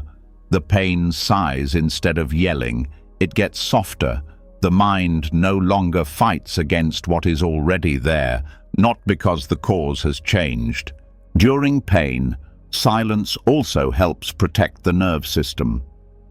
When people are in a lot of pain and are forced to speak, their bodies can tense up, react, or quit. But silence makes blending possible. It lets feelings come out on their own without being analyzed. Let your breath slow down and your shoulders relax. It makes room for trauma to start to melt away, not because it's being examined, but because it's being held without judgment. This is why Buddhist teachers often respond to pain by pausing, being present, or being still. Not because they don't care, but because they know words can hurt more than help. That one quiet breath can bring more relief than 1,000 words ever could. Silence respects how complicated pain is. It won't be cut down. It listens and doesn't need to be fixed. You can practice this in your own life by learning how to deal with pain without talking about it. Sit with your sadness when it comes up. Allow it to grow. Let the breath come together with it. Don't say anything. Stay with the body when sadness makes your chest tight. Not with an answer, but by being there. Don't forget about the pain. You're not willing to give up on it. You are becoming the calm person who has never been in pain. In that watching, something very old starts to loosen up. It's possible to feel the pain that was too sharp to touch before. livable. Over time, it starts to change, not because it was pushed away, but because it was given room to live. For this kind of healing, you don't have to solve anything, whether you stay or not. Why you should be the silence around the pain instead of the noise that tries to get away from it. That place turns into medicine. A peaceful area where people who are hurt don't have to scream to be heard. And sometimes people who are hurting will only trust silence when words don't work, when theories fall apart, when things don't make sense. It's still quiet, not moving, not shook. Do not be inactive, be deeply involved. It says, to be kept, you don't have to be fixed. This holding makes change happen. It doesn't make sense. Not by giving advice, but through surrender. Mind starts to rest as soon as you stop trying to get rid of the pain and just let it be there with you. The body starts to trust. The feeling starts to go away. You learn how to cry alone, to shake without making a sound, the art of being broken while still being whole. It's possible to be healed without avoiding pain. That's the secret that most people never learn. It only needs to be okay to do. And the more you do this, the better you'll be able to hold other people in their pain. Not in a hurry to comfort, not to try to explain it away, by being there without making a sound, taking a breath with them, holding the silence that allows their pain to emerge without fear. This is what it means to really care, not fixing it, not nice, but being the kind of force that doesn't move, the stillness that won't go away, the peace that lets you know you don't need to hide or be alone. This changes the way pain lives in the body over time. It doesn't hide anymore. It stops getting hard. It stops being a weight and turns into a wave that moves through. It is free to leave when it is ready, not because it was pushed out, but because it was fully accepted. It is said in Zen, pain is inevitable. Suffering is optional, but that doesn't mean there isn't real pain. It means that the story, the resistance, or the delay that adds to the pain is what silence can get rid of. All that's left is feeling, just how I feel. And you can carry that feeling when you don't feel scared. This is something you can do every time you feel stressed. When fear comes up, take a deep breath instead of trying to figure it out. Stay still. Keep quiet around it. Pay attention to where it is in your body. Don't move. Not a story. Just being there. Don't try to talk your sadness away right away when it comes back. Let it be quiet for a while. Don't use words to speak. Let tears, breath, and letting go speak instead. This trains the mind to deal with pain in a clear way every time. Stop making your discomfort your identity. Stop mixing up your feelings with the truth. You become the witness, and you stay calm and not detached. Not separate, but rooted. Over time, you stop talking when you're in pain, not because you don't have anything to say, but because you know that words aren't always the answer. Being fully present is sometimes enough. Not talking or doing anything can be the most helpful thing to do sometimes. Just sit with what is until it changes on its own. There is no spiritual bypass here. This is having mental strength. The choice to live your life as it comes, without trying to get away from it. The toughness to stay in the fire for a while without trying to put it out right away. the willpower to believe that pain gets better with love and stillness. Now that we know how to deal with pain through quiet, we move on to an even stranger lesson, one that talks to time as well as the mind. Because time starts to move when there is silence. The future goes away. The past doesn't matter as much. What's left is something that will last forever. In this moment, everything else is held, a present that heals not because it lasts, but because it never stops. And when quiet is strong enough to hold pain without fear, when pain isn't rushed or reshaped, but is just seen, the mind starts to soften even more. The stories get less interesting. The personality goes away.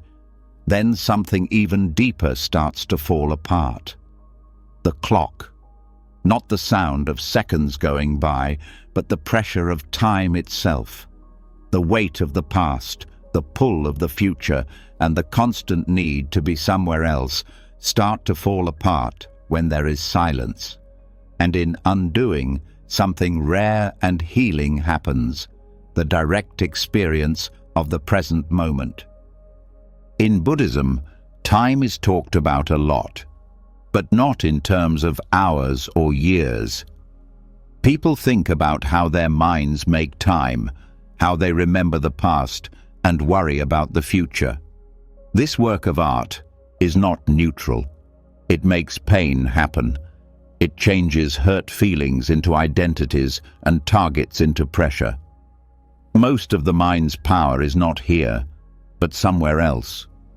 Feeling bad about what was, looking ahead to what could happen, not seeing what is.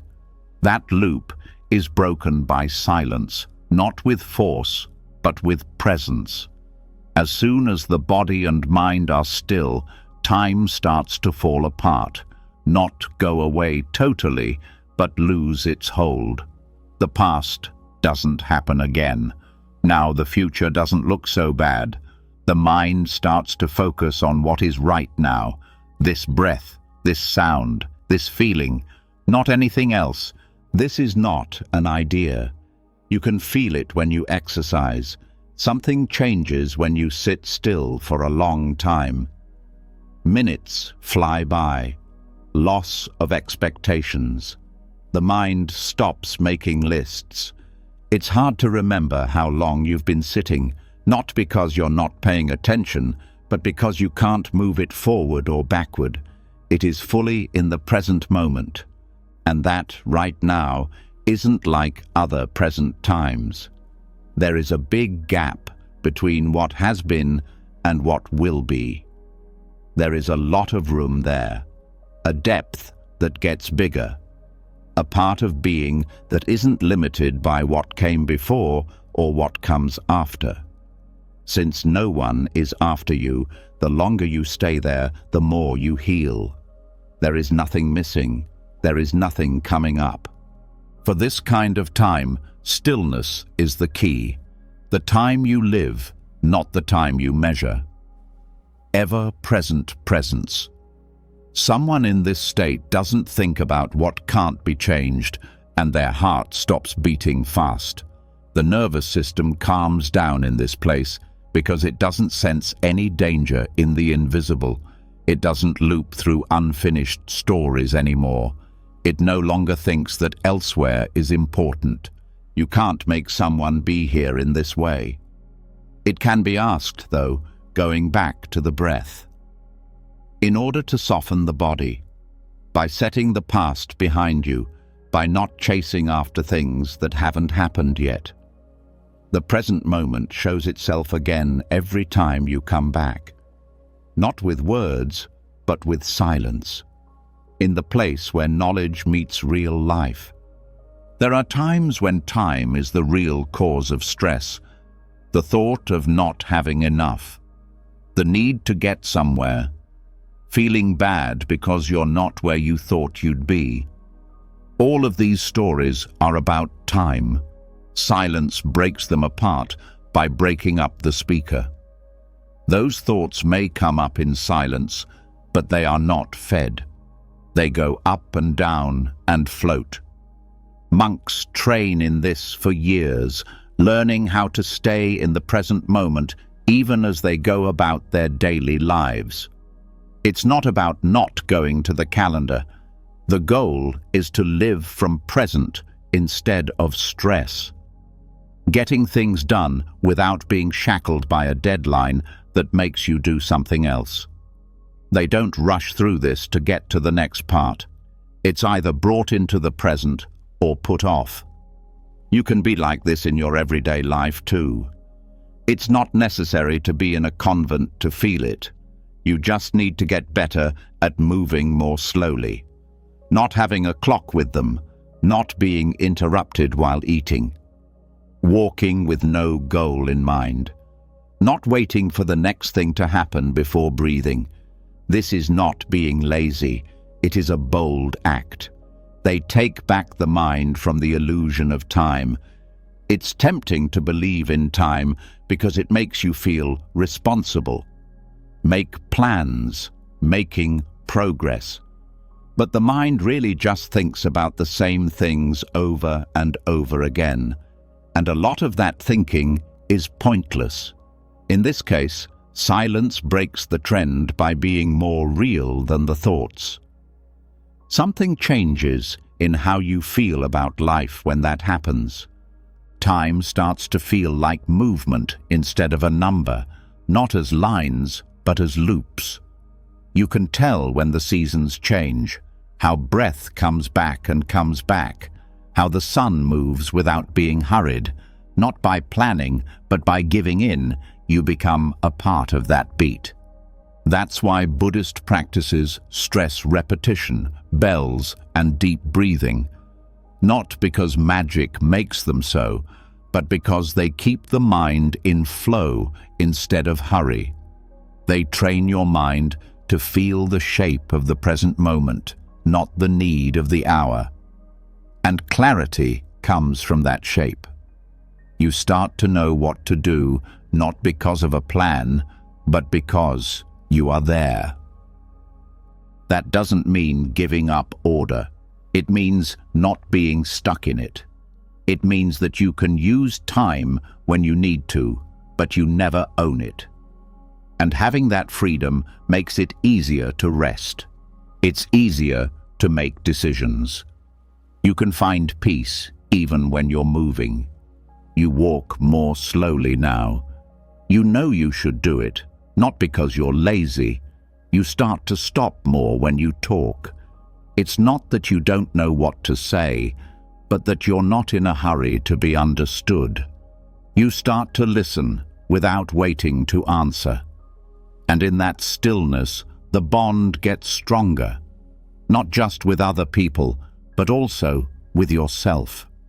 This is where the healing starts.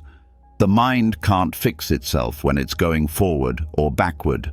It can only get better if it stays in the present. That rest is possible because of silence. You can't fix the past by making sure the future is safe, but by being open to everything that is already here. The body takes in air, heart beats, the earth spins. That's enough. And this is where you start to see clearly. The heavy memories start to go away. It's not that they were fixed, but that they were no longer happening. The fears that were so important at first start to fade. It wasn't because the future changed, but because you gave up trying to change it. This understanding doesn't get rid of all the problems, but it gets rid of the extra weight. Now, not the story of how long it's been going on or how long it might last, lets you face each task. Right now, this is the only place you need to stand, and in that ground, you can't be moved. The now silence doesn't say anything, but it teaches. It tells you how much energy was used for things other than living. A lot of attention was taken away from what's important. It keeps calling you back, not as a punishment, but as a safe place to be.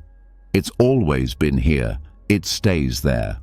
Only the mind isn't focused. You might start to feel like time isn't something you need to control, but something you need to let go of. No, not really. Just enough to get back to the rhythm of it all. The unchanging flow that goes through every breath, every second, and every move. When you live from that flow, fear can't hold you back. You are not bound by regret. You can't be found by fear. When time stops, when the present moment is more than just a moment, when it's your normal state, you start to feel something else change below the surface. A certain lightness, not just of thinking, but also of being there, since there is less noise inside you now, and when it's quiet, something strange happens. The noise around you can't hear you as well. It's not that you disappear, it's that you stop giving off the stress that draws it to you. This is what it means to lose your body and become energy only. A silence that is so clear that it keeps you safe without a wall. A force that is so inside that chaos can't hold it. This is how monks kept their life force alive. They pulled away from life, but not from things that were not important. People are worn out by the modern world. It's not just the work that they have to do, it's also the pointless talks, arguments and reactions that don't help anyone. It's hard to notice how much energy is wasted when defending, showing, pleasing and correcting until you're tired. But monks already knew this. They used silence as a spiritual road and as a shield against negative energy. Power was kept safe with every word they withheld and every reason they didn't give. It wasn't just for meditation, it was for life. To be clear, to move around without wasting time. Our bodies are smart enough to know when they are wasting energy. You feel it after having conversations that left you feeling empty, after giving away too much, after saying things that didn't need to be said. This is karmic clutter, which are old habits that make you respond out of habit. Those loops end when you are quiet, not by running, but by taking the gas out. The hooks can't hit when speech is deliberately cut off. No one takes the bait, and the emotional confusion that could have happened doesn't happen at all. Being cold is not the same as protecting your energy. In this case, it means being picky.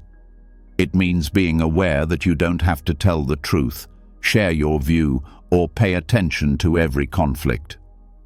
Being quiet gives you a break from the pressures of the world. You pick in that place, and having choices gives you power. This is a big reason why monks often swear to be very quiet. In that vow, they are not told not to speak, but they are told not to talk when they don't need to. The mouth isn't just a quick way to get rid of every urge anymore. The tongue stops moving, the eyes pay more attention, the mind stops getting ready to react, and the energy that was used to control how people saw things is now focused on themselves. Strength comes back, focus gets better. It feels like the body is less broken up. This can be done in small ways in everyday life. Not answering things that don't need an answer. Letting silence stretch out during a chat instead of talking quickly to fill it up. Choosing to be present over perform. Only use words when they are good for peace, not your ego. These options are not bad for society. They're grown up. They guard the holy beat of your attention. When you explain yourself when you don't have to, you give someone energy that they might not get back. You give away more than words when you defend a stance that doesn't need to be defended. You take away peace. There is silence. It says, I will not argue for my existence. I won't try to explain why I'm not moving. I'm not going to give up my peace for praise. And from that point of view, you become invisible, not gone, but drama can't reach you. Being invisible is not the same as being alone. It gives you some privacy inside, the kind that holds on and doesn't hide. You don't lose energy as you move through the world. You can just sit in rooms without having to show anything. You can get through disagreement without getting caught in it. This is starting to bother people. They don't change how they talk when they're around you. Your silence makes them quiet down. It makes a field, one where noise stops wanting to be there. Your energy builds up in this field. No longer can it get away through response, overthinking, or gossip. It builds up inside. That lake not only builds peace, but also power. That kind of power that doesn't need to rule, that calms you down in your back, your breath, and your eyes. And that power can now be focused instead of being spread out. This spirit helped the monks get deeper into their practice, the act of moving with purpose. To serve without getting tired. It works the same way. Not to run away from life, but to join it without getting lost. When calm is your normal, both inside and outside of you, you start to see clearly what needs your attention and what doesn't. This understanding keeps karmic entanglements from happening. When you keep reacting to things that don't belong to you, karmic energy builds up. When you talk to people who only want to react. When you let a fight take over your thoughts, you never finish it. You protect yourself every time you say less. You come back to your center every time you don't speak without thinking. From that point, everything is easier. In no way easier, but more in line. From now on, you only act when you have to. Only speak when it's true. When you're tired, take a break. When told, move. There is no longer any noise between you and what you know. That which knows is quiet. And you don't need outside noise to back it up as much when you trust it. There is no need to shrink. It's about getting better. You don't lose your expression. Instead, you get clearer. Feelings don't go away. You just learn which ones are yours. You stop sending out your thoughts so that people can understand them. You are there, so let that speak for itself. Be calm, and let that be the biggest thing in the room. Some people might not always get this silence. Some might get it wrong. It's all right. Making the move isn't about getting liked. It's about being whole. When you live in wholeness, confusion can't get there. Stop explaining for people who aren't paying attention. Don't try to prove your worth in talks where no one can see it. You need to stop giving justifications that wear you down. You wear quiet like a cloak to keep people safe, not to hide. You walk right through people, not because you aren't there, but because your presence isn't spread out as much. Your mood stays with you, and that presence starts to feed you even when there's noise. To stay calm, you don't need everything to be quiet. You have set calm as your default, your real place to rest. When you're in that place, you offer something unique to other people, your grounded presence. Not your performance, your view, or your energy. Other people feel safe around you, but you don't know why. You become the quiet person whose actions speak louder than words. You become the rock in places full of wind. This is the good thing about not being seen. To stay whole in a world that pulls you in every way, not to disappear. not to avoid life, but to be ready for it and not lose your groove. Not to turn people away, but to stop telling them things they don't need to know. When you walk with silence for hours, through chaos, clarity, stillness, pain, and holy joy, you can't deny one thing: silence was never empty. A lot of answers were in it. The pain didn't make it run away. It held on. It changed the way the mind worked, not just blocked out the noise. It didn't want your attention. It gave it to you. Buddhist lessons taught us that silence is the medicine that can't be seen. The teacher who is hidden. That place where healing could finally start, not because words were said, but because there was no longer a need to say them. Every subtopic taught a different lesson. That silence isn't a way out. It's a defense. That what isn't said can protect more than anything else. That being there is the real miracle. That happiness is real even if you don't share it. This very moment is where that peace lives, not in the future. When you stopped trying to defend yourself to other people, you met the self that didn't need the defense. So, if tonight something softened inside you, if silence filled a place where noise used to be, let it stay. Allow it to grow. Let it change how you go about your day tomorrow. Drop a line below if this trip touched you on a deeper level with, "Now silence teaches me." People should know that you're on a new path now, one with fewer words and more knowledge. Follow us and click the bell if you haven't already. This channel is a calm spot in a noisy world, and we're only beginning. We'll see you in the quiet.